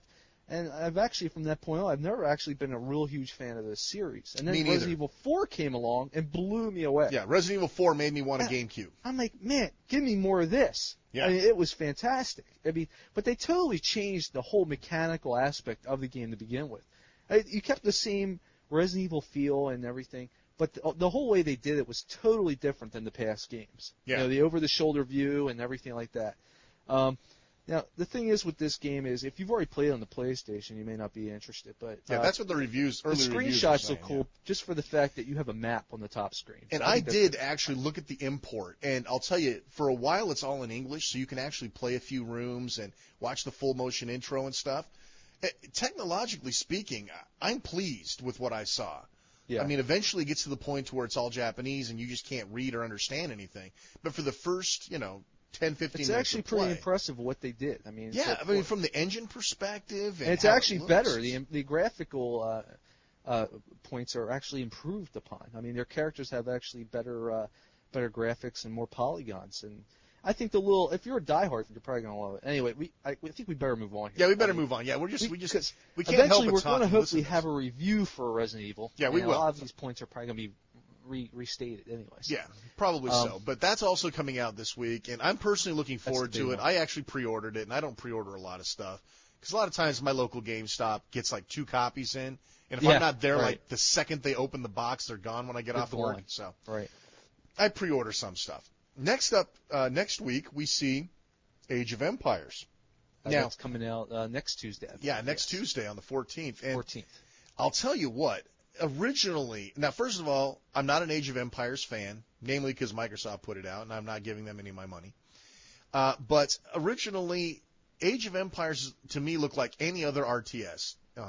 It's a straight fantasy-style RTS, and I know that we're going to get lots of bad press. People are going to write and say, oh, Age of Empires is the best RTS ever. Mm-hmm. Nothing compares to it, because people are diehard fans of it. And when I heard it was coming out on the DS desperately needs real-time strategy games that isn't Shogun. Advance Wars. Yeah. Well, even Advance Wars is turn-based, except for the one combat mode, which the I actually more the merrier. love. We need RTSs. Something like the DS is actually made for, I think, a game like this. Yeah, give me Dune 2. That would be awesome. I'd totally buy Dune 2 for the. Remember Dune 2 from the old Westwood. Yeah, the old one. Yeah, that was before they did Red Alert. Yeah, that was a great game. I think that's what they based Red Alert on. They took the Dune too. engine and just they brought it up to a different theme. Yeah, and to me, I was looking so forward to having a real-time strategy game, and then it was announced suddenly that Age of Empires was going to be turn-based, and I am not a turn-based fan. Bless all of you who are. Bless all of you Advanced Wars lovers. You guys are the bomb, but it's not my cup of tea. Real-time is. I'm definitely more into the real-time. I'd rather be sitting there making my army and knowing that the computer is, meanwhile, his troops are coming into my field. You know? Right, that he's doing the same thing. And I could be sitting there generating like tanks and stuff, playing around. Next thing you know, there goes my barracks. My barracks is on fire. You know, like, oh no, yeah, I gotta get over here and clean up. You know, make troops. That's what I want. I mean, that really puts you on the edge. This turn-based stuff, you know, it's got its place, and I'm just more of a real-time strategy kind of player. I'd rather play something like that. I know I was always hooked on the old Red Alert. Dude. Command Conquer totally. Red Alert. Fantastic game. Yeah. I mean, back in the day, that was just a great game. That was it. And even Warcraft. I loved Warcraft too. That was fun too. And that is real time. But it's a shame that this is turn based. I mean, I've never really played much in the way of Age of Empires series, but I do know it's a really hardcore fan base that backs it. And I mean, judging from the screenshots we've seen, it looks a little like stale. You know, I don't know what to think right away. Have you seen the video clips yet? That's what I was getting to. I was going to say, man, once again, like we said earlier, a DS game has to be seen in video to get the full effect. I saw the video, and it really relieved some of the feelings I had about the game. I'm thinking, wow, this looks like a totally new game now. I was actually really impressed the way it looked. I mean, me too. I mean, that's hard to say when you're talking about the DS all the time. Not everything can look good.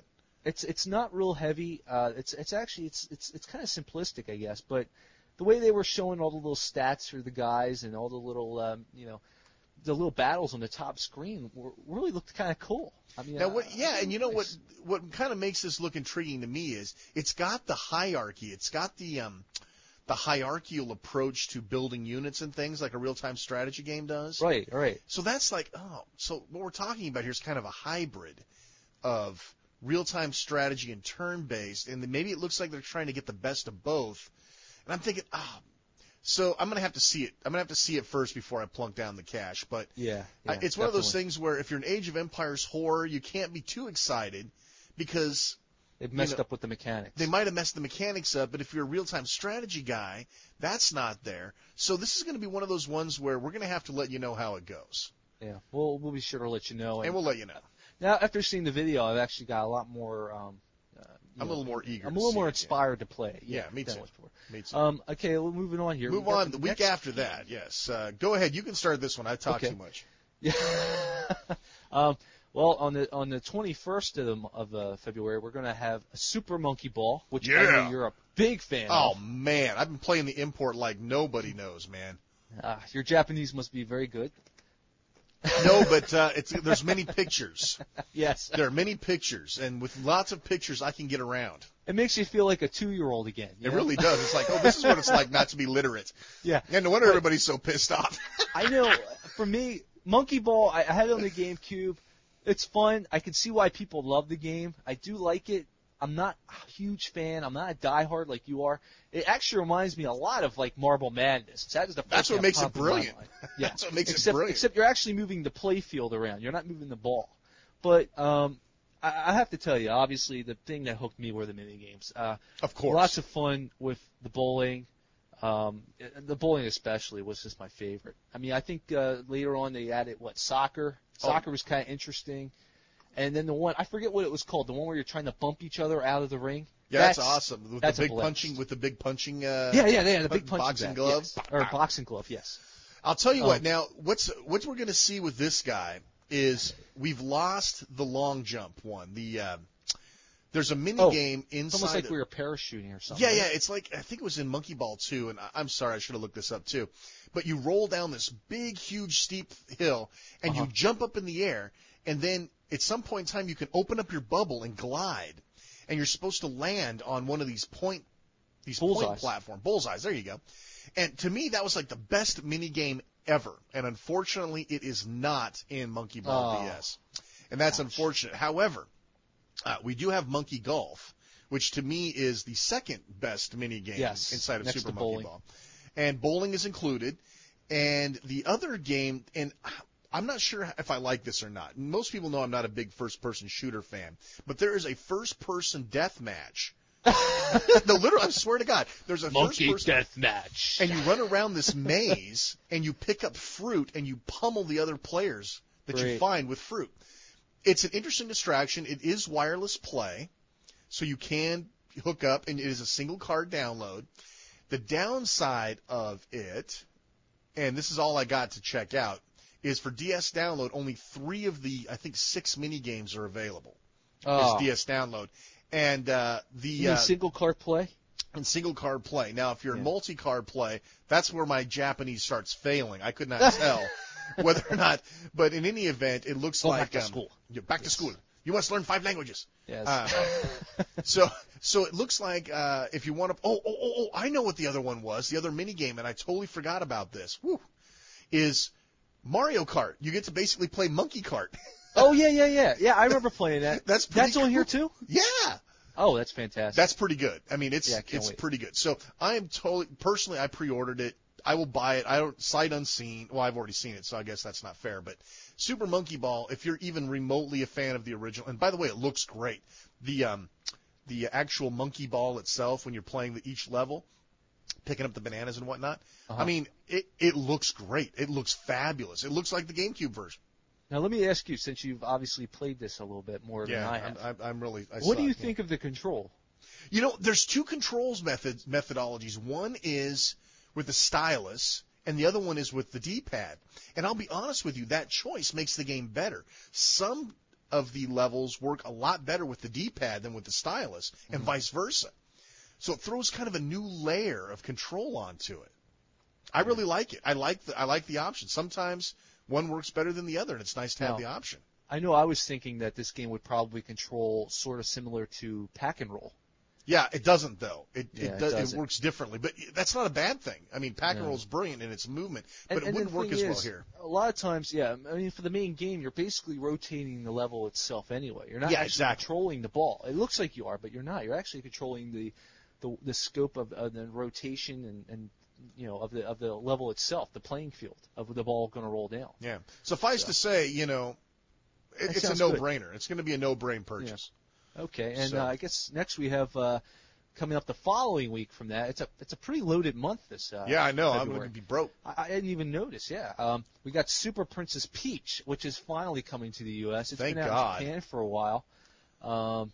Yeah, it's a neat little game. I think I've managed to mess around a little bit with the import, but I only played maybe the first level. But so far, I think it's pretty cool what they're doing. And you know, I'm a big fan of the whole 2D sprite artwork thing, and I think it's kind of a lost art. It really is. I mean, this is what the DS was made for. I mean, the GBA can pull off 2D, but the DS has got that extra processing power to really pull off some nice 2D effects. And something like Princess Peach, it's looking really cool. And you get it looks like she's got these little emotions that are her power-ups, which I guess you could say are her PMS power-ups, you know? So, I don't know. Well, I just pissed off all of our female listeners. Thank you. Sorry, yes. But I'm sorry, but that's just how I look at it. It is. It's anger and crying. I mean, now, come on, there's like happiness and stuff in there, too. But we really do use the happiness, right? So. Yeah. I'm sorry. Please, go on. But the factor is, it looks like a really nice, crisp game. There's a lot of neat little things you can do with the stylus. I know in the bonus mode there was something like a slingshot. You know, that's great where you throw the platforms around. You're slinging her up the hills and stuff. Yeah. But it looks pretty cool. It's basically your standard 2D side scroller, you know, Super Mario World type game. Only it's got it, which is great. I mean, dude, there's nothing wrong with that. Yeah, people are craving for something like this. Oh, I know. To hold us off till we get the new Super Mario Brothers. Oh. DS or not, people are dying for any kind of Mario-oriented side scroller. This is what you got for now. Yeah, and I'm hearing it's pretty easy, but you know, obviously, if you got Princess Peach involved, they're probably trying to cater to the younger kids and the girls, which I'm sorry to say I'm not one of each, but I'll probably be buying the game anyway. Oh, absolutely. I mean, I played the import right next to my Resident Evil 4, you know, on the shelf there. But yeah, it's you know, and I'll tell you the emotion side of it, while it sounds kind of goofy and a little, I don't know, soap opera, the emotion stuff is actually used for puzzle solving, and that's important to know. You'll get to a point in the game where you're stuck. You can't do anything. You can't exit the level. You can't finish the level. But there's something. Emotions. Yeah, there's something about the level that requires you to invoke one of these emotions, like you cry on a plant. That's and exactly the plant grows up the side. Kind of explodes out. Yeah, and it flies up and becomes a ladder, and that gives you opportunity to get somewhere else. So it's not just a cut and dry Mario clone. There's a lot of stuff in there, and you know, I'm looking forward to it because, like Chris said, there's sort of a lack of this stuff right now. You know, on this platform, where whereas it's being hoarded left and right on the GBA, it's just not here yet for the remakes DS. on there. That's the other part. I mean, you got all these Mario games on the GBA, but they're more or less the ports from the Super Nintendo All Stars. Right. Just shrunk down into the GBA. Not that that's necessarily a bad thing, but we want something new material. Yeah. I mean, how long has it been? It's Mario's taking a break from side-scrolling to do golfing, baseball, soccer. He's a regular Olympian now. Yeah, he's a busy guy. Must be ripped. But Mario I guess that steroids. pretty much concludes the list of upcoming games for the month. Yeah, that'll take care of our coming attractions for the next few weeks. That should tide you over till our next show. And now Chris would like to take the opportunity to discuss with you the import of Puzzle Bobble in our special spotlight segment. Chris, just take it away. I'll hop in if I find something interesting to comment on. Well, sure. Yeah. Basically, this is something we're going to do once in a while. We're going to have like a little segment where we're going to maybe bring up a little topic that may not fit in every week. But this week I thought I'd kind of mix the two things in one here. I thought we'd do a little discussion about the game Puzzle Bobble, but also based on the fact that it's an import, include that whole import review kind of thing, which some people were talking about would be a needed feature in this game, or in the show rather, which I do agree with. It's something I wanted to do from the beginning. Maybe once every show or so, just include some thoughts on some import stuff. I guess the big reason I'd like to do this discussion is this game has actually got 3 different versions of the game. There were 3 versions of the game released between here and in Japan.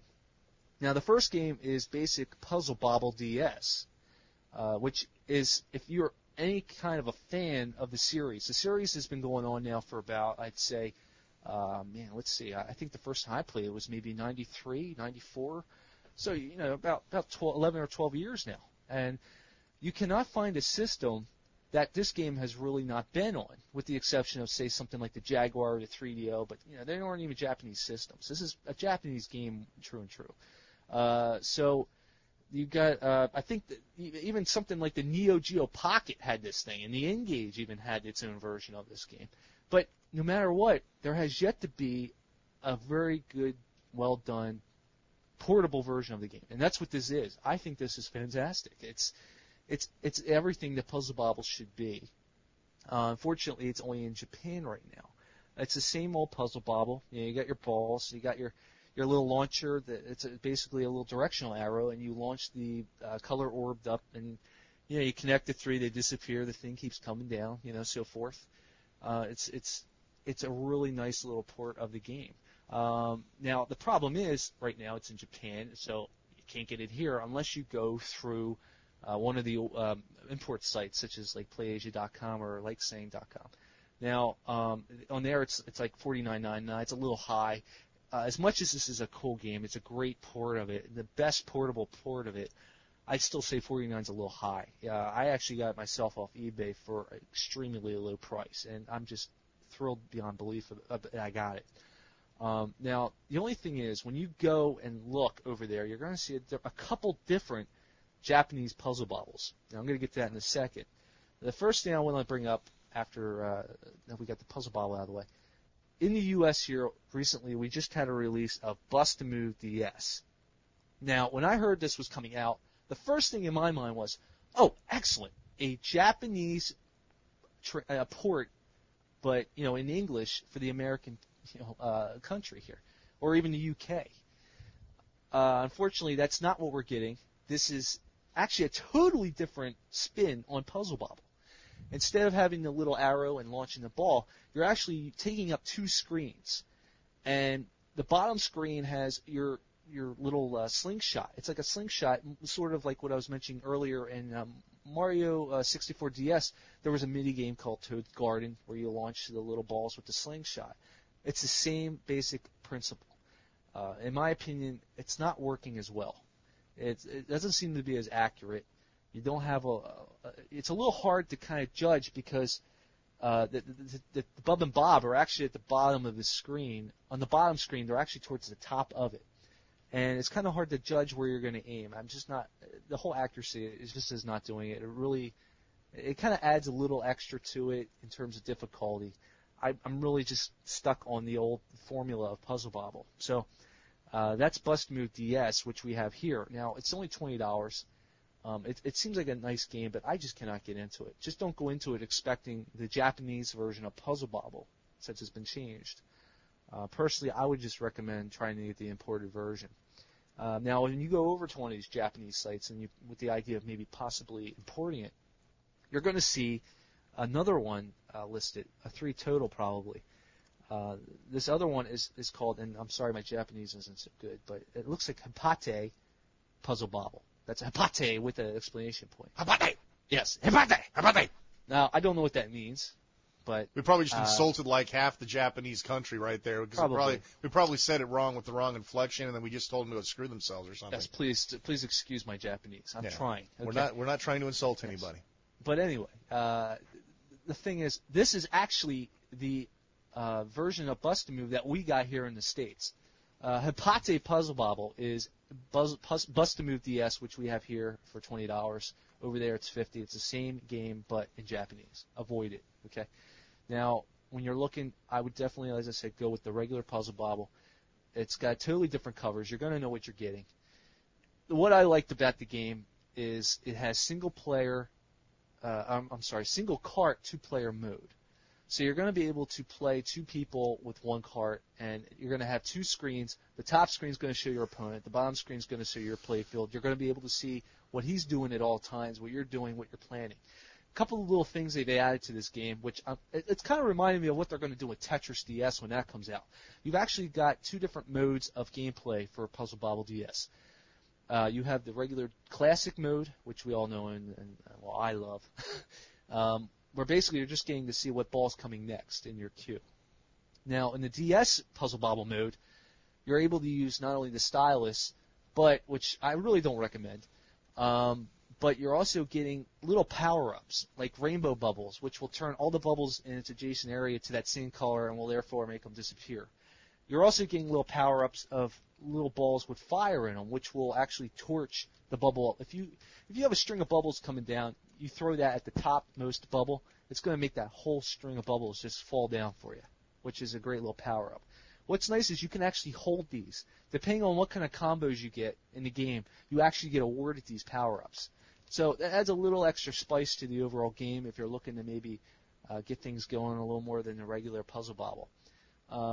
Otherwise, I'm going to highly recommend it. It's a great import game. Great import in terms of there's no real distractions in the Japanese. There's a lot of English. There's some Japanese. I think there's a mode where you can actually edit and create your own playfields. That seems to be mostly Japanese, if I'm not mistaken. I haven't really delved into it too much. But if you're just looking for the basic Puzzle Bobble, you really can't go wrong.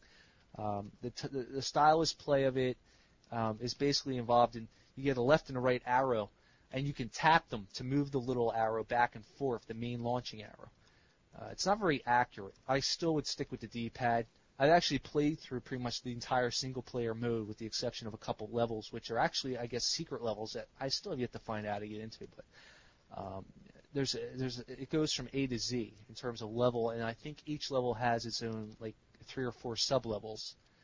So you're talking maybe about, I don't know, maybe like 75 to 100 different levels. And that seems like a lot, but they do go by very fast. I actually finished the game in almost one setting. Depending on how good you are at the game, you're going to just fly through it. But the top screen is just basically player information, your high score, your score currently, and the amount of balls you've dropped. That's about it, really. It's very import friendly, and I recommend it. I give that a high stylus up. Yeah, So. Yeah, high styli. But in the end, just beware that the Bust-A-Move that we have over here is the whole point of this article is a totally different game. So you may want to try it out first before you go and get it. And I like it. I like Bust-A-Move. I like the controls. I like the slingshot type controls.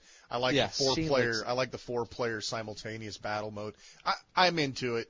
I can understand though a purist, if as Chris has explained it to me, I can totally understand why somebody wouldn't like it if you were a huge fan of the original.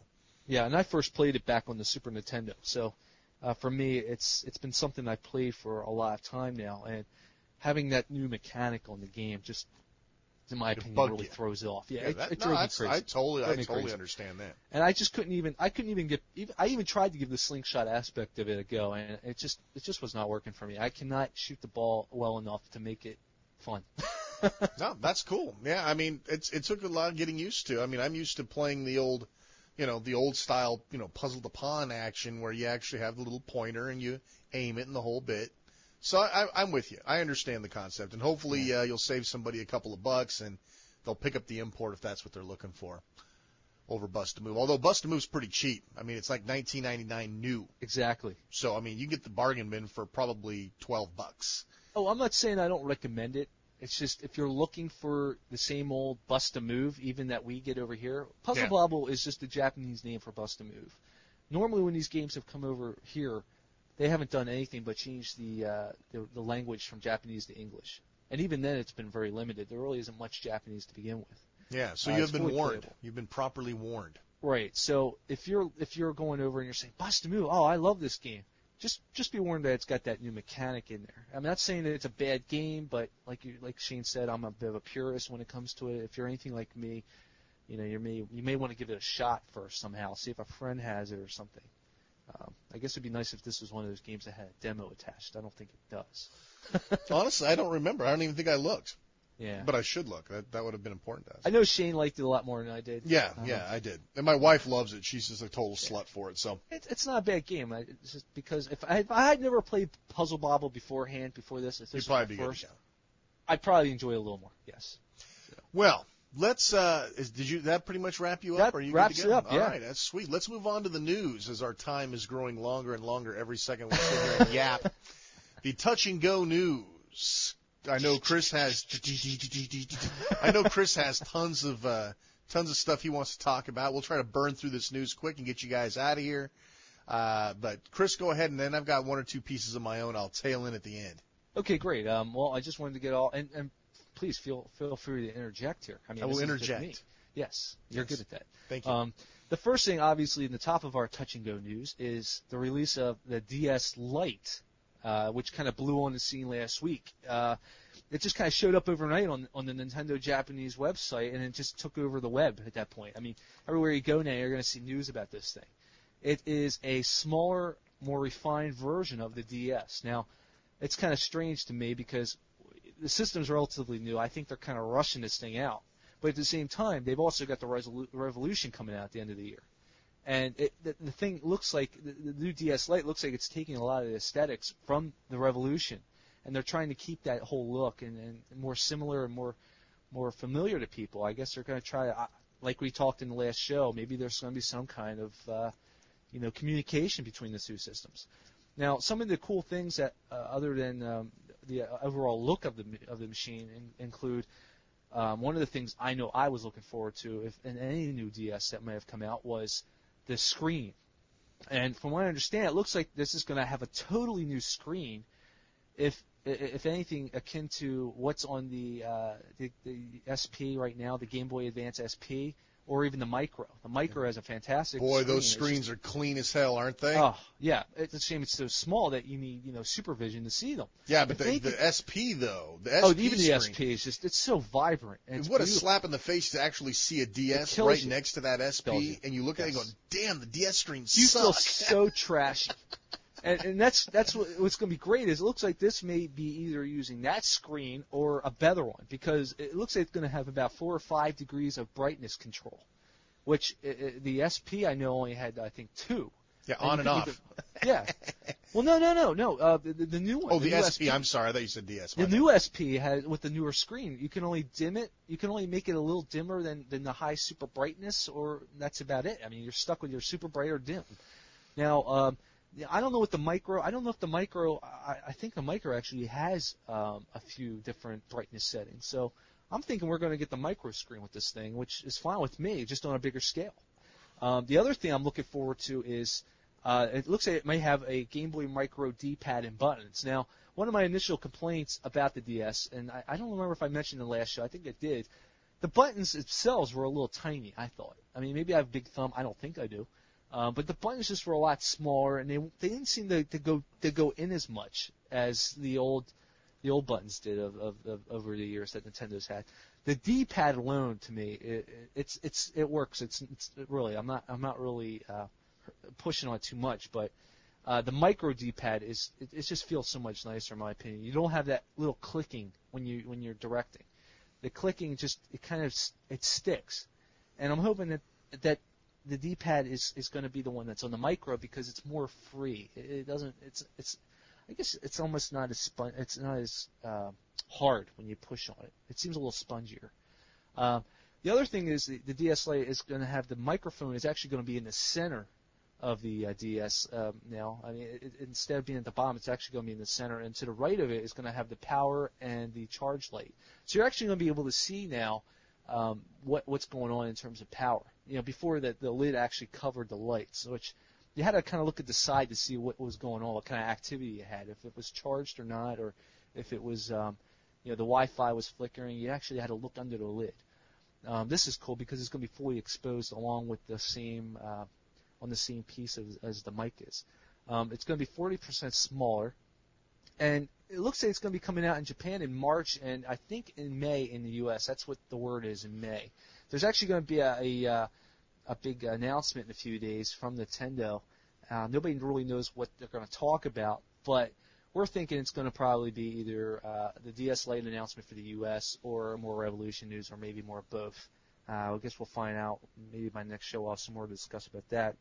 And right now I'm seeing rumors of maybe 3 different colors. My opinion, it's going to be black, white, and either silver or blue. I mean, what do you feel about that? Do you have any ideas about color schemes? Yeah, I would think, people are just pounding on the door for black and white, and yeah. I'm guessing that we already have a silver one, so I'm guessing probably blue or red would. Right. Red seems to be fairly popular, so why not give the market what it wants? And I'm sure the white's, generation iPod is going to love that. I think they exactly. That's exactly what I'm thinking. I'm thinking, you get the people who are against, say, like the PSP. I don't like the PSP. I like my DS. Yeah. But they want their black, so they can say, look, I got my glossy black, DS. I can compete now. Yeah, I'd say you're probably right on the money. And then you get the other group of people who don't have a DS yet, and they want they have a white iPod, and they're part of that clique. Like, wow, look at me, I got the white iPod. And I got a white DS to go with it. Yeah. Now look at me, I've got a matching white DS. White DS. Like, it makes a difference. And then Paris Hilton will get one and put diamonds all over it. Right. Yeah, great. Yeah, very nice. So, anyway, you want to go on to your little news segment? Oh yeah, mine's just. I only got like one little tiny short thing to talk about. I didn't have a chance to do a lot of news research, but I found it interesting, and this is a trend that seems to be happening more and more. And if you listen to my other radio show, Retro Gaming Radio, you'll know that I have a lot. There's my plug. I have a lot of problem with the newer generation of consoles like the 360 and of course the PS3. Maybe not the Revolution, and it's not just because I'm a Nintendo fanboy, but the costs of development are skyrocketing. Electronic Arts just post like a 30% profit loss. There's tons and tons. Games are costing $15 million to make. It's getting to be to the point of where movies are. Yeah, you could make a movie for less than a game. Yeah. I mean, just as an example. I won't use Blair Witch Project because that's gay, but like Cabin Fever. Like one of my all-time favorite horror movies, Cabin Fever, was $5 million to make. It made like $97 million. Wow. Right, so that's a good profit. But video games are starting to cost $15 million a pop. And that pretty much eliminates everybody but 5 companies from making video games, if you look at it from that perspective. These little companies, unless they're part of the EA umbrella, if they're not Microsoft's owned companies, if they aren't, one of 5 subsidiaries, then they don't get to make video games anymore. Or if they do, it takes one video game that turns out poorly and they lose everything. Right. So I was reading last week, this isn't really new news, but it may be new to a lot of people. Majesco is a maker of several different platforms of video games, including consoles and handhelds. They're responsible for NanoStray last year. To interject real fast, as a matter of fact, I think they are actually the ones that brought Bust a Move to the U.S. Oh, that's very possible. I should have my box around here somewhere. I could probably tell you. But yeah, the Majesco has been responsible for several games. Majesco Tato. Yep, that's it. Yeah. And they were, I mean, I like NanoStray. I don't care what the diehard shooters thought. I liked NanoStray, but whatever. We won't talk about that. But anyway, I thought it was interesting that Majesco has got so many financial problems because of failed console games that they are pretty much exclusively going to handhelds. And the DS is going to be one of their main staples of handheld development. So that's a good thing. And I think that the failure of modern consoles are going to do nothing but benefit us handheld people, because all these game development companies have to make a living. They all have talent. They all have, most of them have talent, but they all have a job to do, and they can't do it on a $15 million budget. They're going to have to move to handhelds, and that's going to totally juice up our software selection. Of course, we're going to get more stinkers too, but hey, numbers are numbers. Yeah. What's that? Elf Bowling 3 and 4. Oh, man, I can't get enough making fun of Elf Bowling. But anyway, so I think that's an interesting thing. Majesco being one of the big DS publishers, I think that's an interesting piece. And we'll be watching to see what other companies jump ship and go handheld only or budget title only. We'll see what happens. Yeah, that's and all I have on that. That's the problem with that, though. These games are just getting so big now that you don't have a lot of these little upstart companies like you used to have back in the Commodore 64 era. It's all big conglomerate now. You got maybe less than 10 core companies, and then that's it. Most of the small guys are getting chewed out of it because they just can't compete in terms of cost and development time. Yeah. So. And I really think that the revolution. I mean, the PlayStation 3 has grandeur. You cannot release Elf Bowling on the PS3. It's not going to work out. No. You're going to have those $15, $20 million games, or you're not going to buy them on a PS3. You just bought a $500 console. You're not going to play Elf Bowling on it. You're going to want Oblivion. You're going to want these games that cost $15 million to make, and there's going to be 5 people that are going to bring it to you, and that's it. Everybody else, except for maybe the Revolution. I mean, I don't know. Nintendo has been keeping their mouths shut for so long. I'm thinking that they're going to try to push the lower cost development on the Revolution, not because that the Revolution can't handle top-notch games. We're going to see those too, but I think Microsoft, I think Nintendo is very aware. Boy, was that a Freudian slip or what? I think Nintendo understands the plight, and they understand the gaming market. I mean, they're the ones who brought it back from the brink. Come on. Right. They understand what's going on, and I think that if anybody's going to make it and make it right, I think it'll be Nintendo, but we'll see what happens. Yeah, I think they're just in a little bit of a rut up until now. Yeah, well, I think they're destined for greatness again, and I'm going to be riding the ride this time, not riding the coattails. Okay, well, next little tidbit I want to talk about is it looks like brain training in Japan is going to be coming out here sometime in the spring, and it's going to be called Brain Age. Don't understand why they changed. Yeah, whatever. I thought brain training was fun. Yeah, whatever. Anyway, people, they don't want the educational connotations with it, right? Exactly. Yeah, right. That's training. funny. Training. I don't want to work. No, man, I already know what I want to do. Yeah. So the thing is, what's newsworthy is it's going to be $19.99, and at that price point, you got to be crazy not to at least pick it up to try it. Oh, Even if you're on the fence, for $20, you should at least try picking it up, because from all we've seen so far, this game looks really cool. I mean, I don't even know if it's a game again. Here we go again with these non-games, okay? It's going to be hard to rate this one. But it looks like it's going to be kind of neat just to pick up and play. It's another one of those games. And in Japan, it's selling like hotcakes. They've sold, I think almost, 1.5 million copies of this game. That's insane. And obviously, they're on to something that must not be too bad, but when it comes over here, I'm hoping people will at least give it a chance because it looks really cool. We kind of mentioned it in the last show. And it also looks like they're going to have the sequel coming out, Brain Age Academy, which I think is coming out in May. I think Brain Age is actually coming out in March or something. March is going to be another killer month. It is. Brain Age Academy it looks like it's for the younger group. There's a lot more colorful and more kiddie kind of oriented puzzles involved after looking at the screenshots. So. One other thing, though, the Brain Age, the original Brain Age that we're getting in spring is going to have Sudoku, if that's how you say it, which is the hottest rage right now in the U.S. I don't get it. Do you get it? Do you get it, Chris? No idea. I have no idea. I tried it. I don't get it.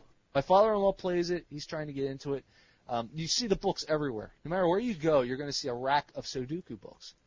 And I think that alone, having that in Brain Age, was a really good idea, and I think it's prominently displayed on the box too. So, I thought that was a total testament to how faddish our society is. Yeah. The game apparently it was in the Japanese game too, but Sudoku has been around for 50 billion years, so it's Sudoku. For them, it's nothing. But for that, it's like having checkers. It's got Sudoku. Oh, I gotta buy this. Yeah, gotta have that. Whereas if I was Mr. Arigato or something, over in Japan, of course it's got Sudoku. Whatever. Big deal.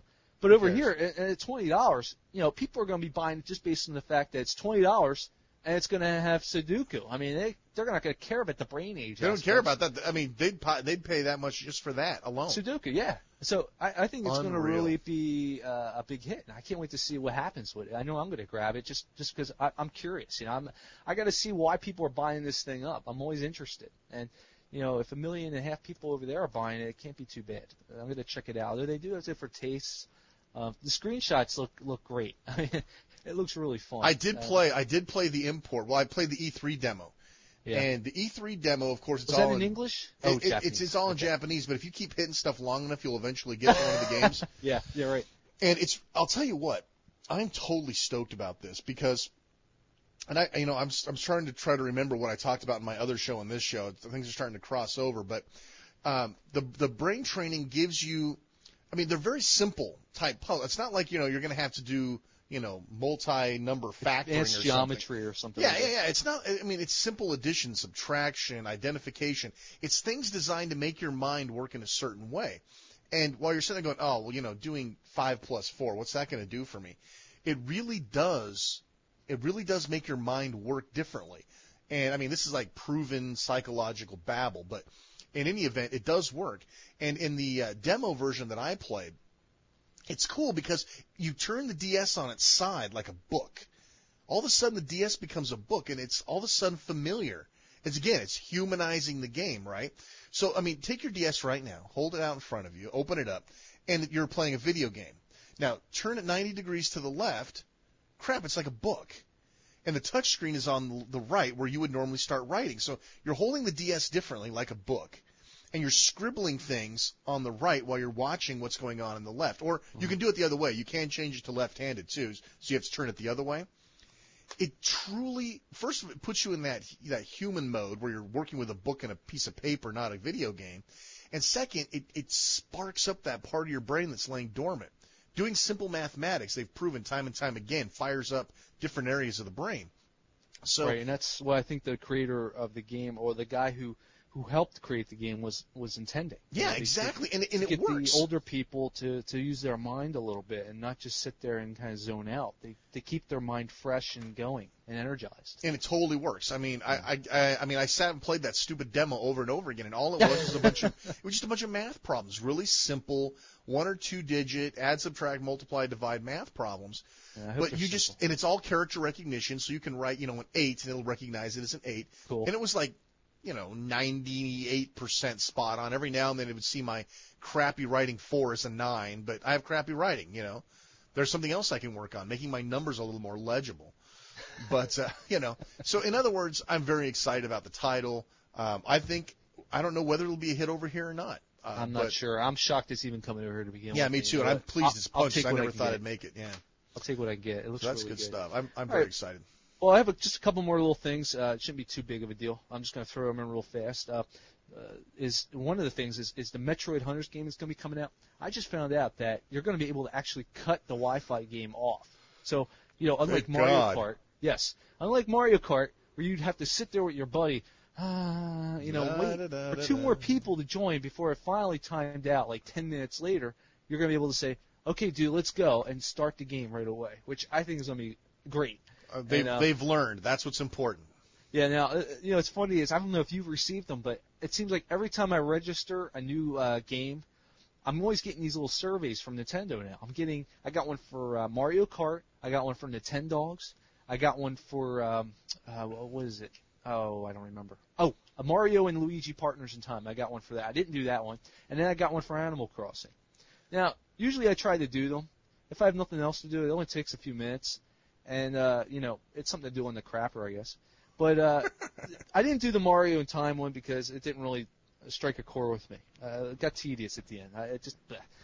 But for something like Animal Crossing and the Nintendogs, I made sure I did it because I wanted to let them know that I'm interested in these different types of games that they're trying. I wanted them to understand that they do have a marker, even if it's just me that's replying to the survey, that there is somebody out there that's interested. And in the Mario Kart one, I did actually put, for my comments at the end, they said, please add any other comments. I think I put two sentences. And one of them was, future games need a cutoff. So, now, I don't know if they listened to me or not. I mean, I'm sure a lot of people probably had that gripe. But it's just nice to know that that's going to be in there. And I guess that's all I have to say about that. I mean, the game is looking really good. I can't wait to try it. No, the video's looking great. Oh, yeah. Once again, it's another game where screenshots do not do it justice. That's right. Watch the video. I mean, it's like a little miniature GameCube. It's awesome. And then my one last point for the news, which isn't really a big deal, but it's just something I kind of noticed. And it's mainly because I'm kind of a fan of the game.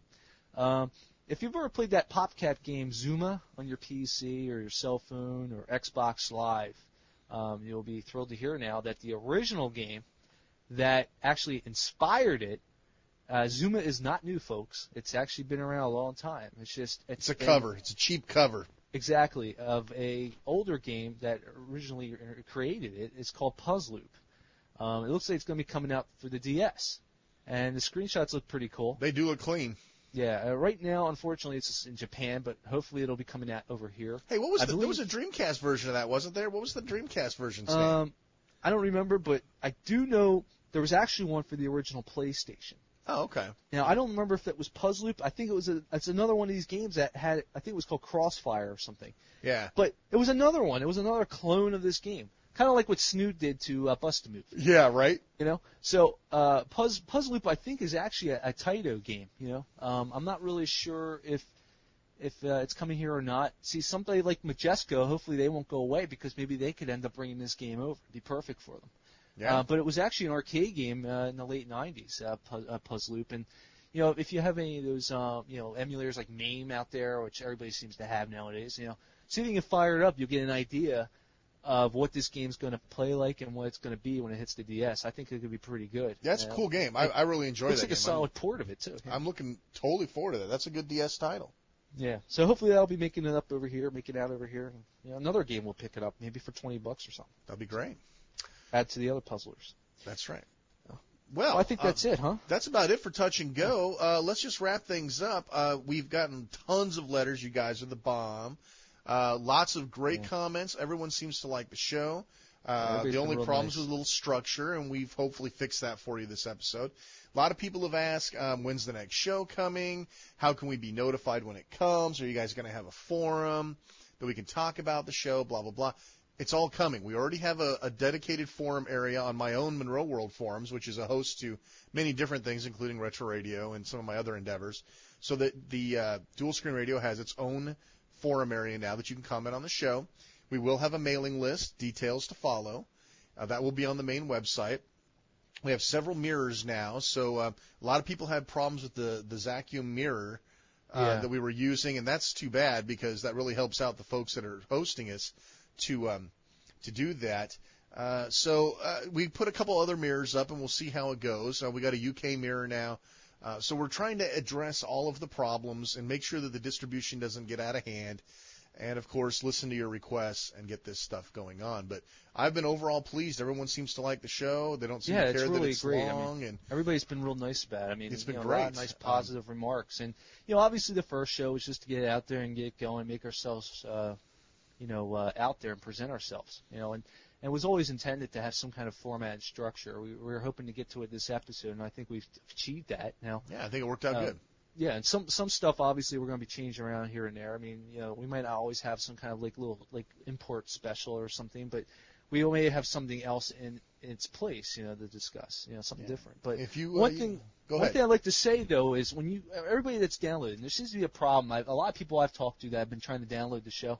It is available to download. Now the trick is you can't just click on it. It seems. I want to recommend that everybody right-click on where it says "click here." Right-click on the here part and just do a save link as, and it should save it right as an MP3. so you can enjoy the feel later. Otherwise your plugins are going to pick it up and start playing it. Exactly. And apparently some people have some problems with that because some people have the QuickTime plugin, some people are using Windows Media Player plugin, some people are using the rear player. That's pretty funny. There's another Freudian slip. Rear player here. The real player, and every single different plugin has a different way of handling this stuff. Some of them stream, some of them don't. Some of them will hang until the show downloads. So do yourself a favor, and if streaming is just, is not out of the question to not stream, just right-click it, select down, save as or whatever your browser says, and then save the file off locally, then play it with whatever the hell you want. Yeah. You will be much happier that way. Right. It's always better to take it with you. I think this is something. I know one of our comments was from one of the guys that commented. I really can't remember all the names offhand, but he said he actually sat in the car or something like that and listened while his wife and his daughter went shopping inside. And that's sweet. It's stuff like that that's really cool because I'm in the same boat. It takes me an hour to get to work sometimes, and I'm always looking for something to listen to other than music, and especially something that's of a topic or a discussion that I'm really interested in. So if you're interested in the DS, something like this would be perfect, and that's pretty much one of the reasons why I couldn't wait to do a show like this. And just talk, because I think the audience is there for it. And we've gotten a lot of really nice remarks, and I really appreciate your criticism, your constructive criticism, and everything. It just means that you really think it's a cool thing, and we really appreciate it. Yeah, I can't believe we got no bad comments. Nothing. There was some don't good. jinx it there. Yeah, I'm sorry. Yeah, now everyone's going to write in. You suck. Yeah, you suck. But everyone's been very, level-headed and polite. I actually expected something not that way, but maybe the DS audience is a little more discerning than I thought. I don't know. Yeah. That's good. Whatever. It's a good thing. Keep the comments coming. Use the form on our website. We have on our website at dualscreenradio.com. You can enter comments, and they come right to us. We both get them, so you can write them to either one of us, and we will respond. Please use the form, if you will. When we reply to you, you'll get our email address. That email address is always subject to change. It's almost impossible to keep these addresses from getting on these blacklists and spam lists, and we will periodically change it. And if you use the form on the website, you'll always get to us. If you try to email us directly, maybe won't, maybe will, maybe won't. So yeah, we're still working out some of the kinks, I guess. I know for instance, I'm having some trouble with my email, so you may not be hearing too many responses from me. But I like to think that Shane speaks for the both of us in any case, so Yeah, and we're definitely a team effort here. So yeah. So we both, like I said, we both hear everything. We both will respond if it's warranted. Anyway, so there's lots of good stuff coming. We're going to address all your issues and hopefully have that around for the next episode. In the meantime, you can head over to our forums at monroeworld.com/forums, and there'll be a link on the website by the time this show goes up that you can discuss this show. Give us your feedback. What did you like? What did you not like? What can we do better? What are we doing great? We'd love to hear from you. Yeah, because we're always trying to improve. I think it's just going to get better as it goes, and I think we've improved already over one episode. Yeah, that's the game. The fact that we got some kind of structure going on. Yeah, it's a good thing. All right, well, I guess we're going to go ahead and wrap up the show. This is Shane R. Monroe. And this is Chris Henschel again. Thank you for joining us. Yes, we appreciate it. We'll see you next week or so. Yeah, and remember, listening is good. Is good. Bye-bye.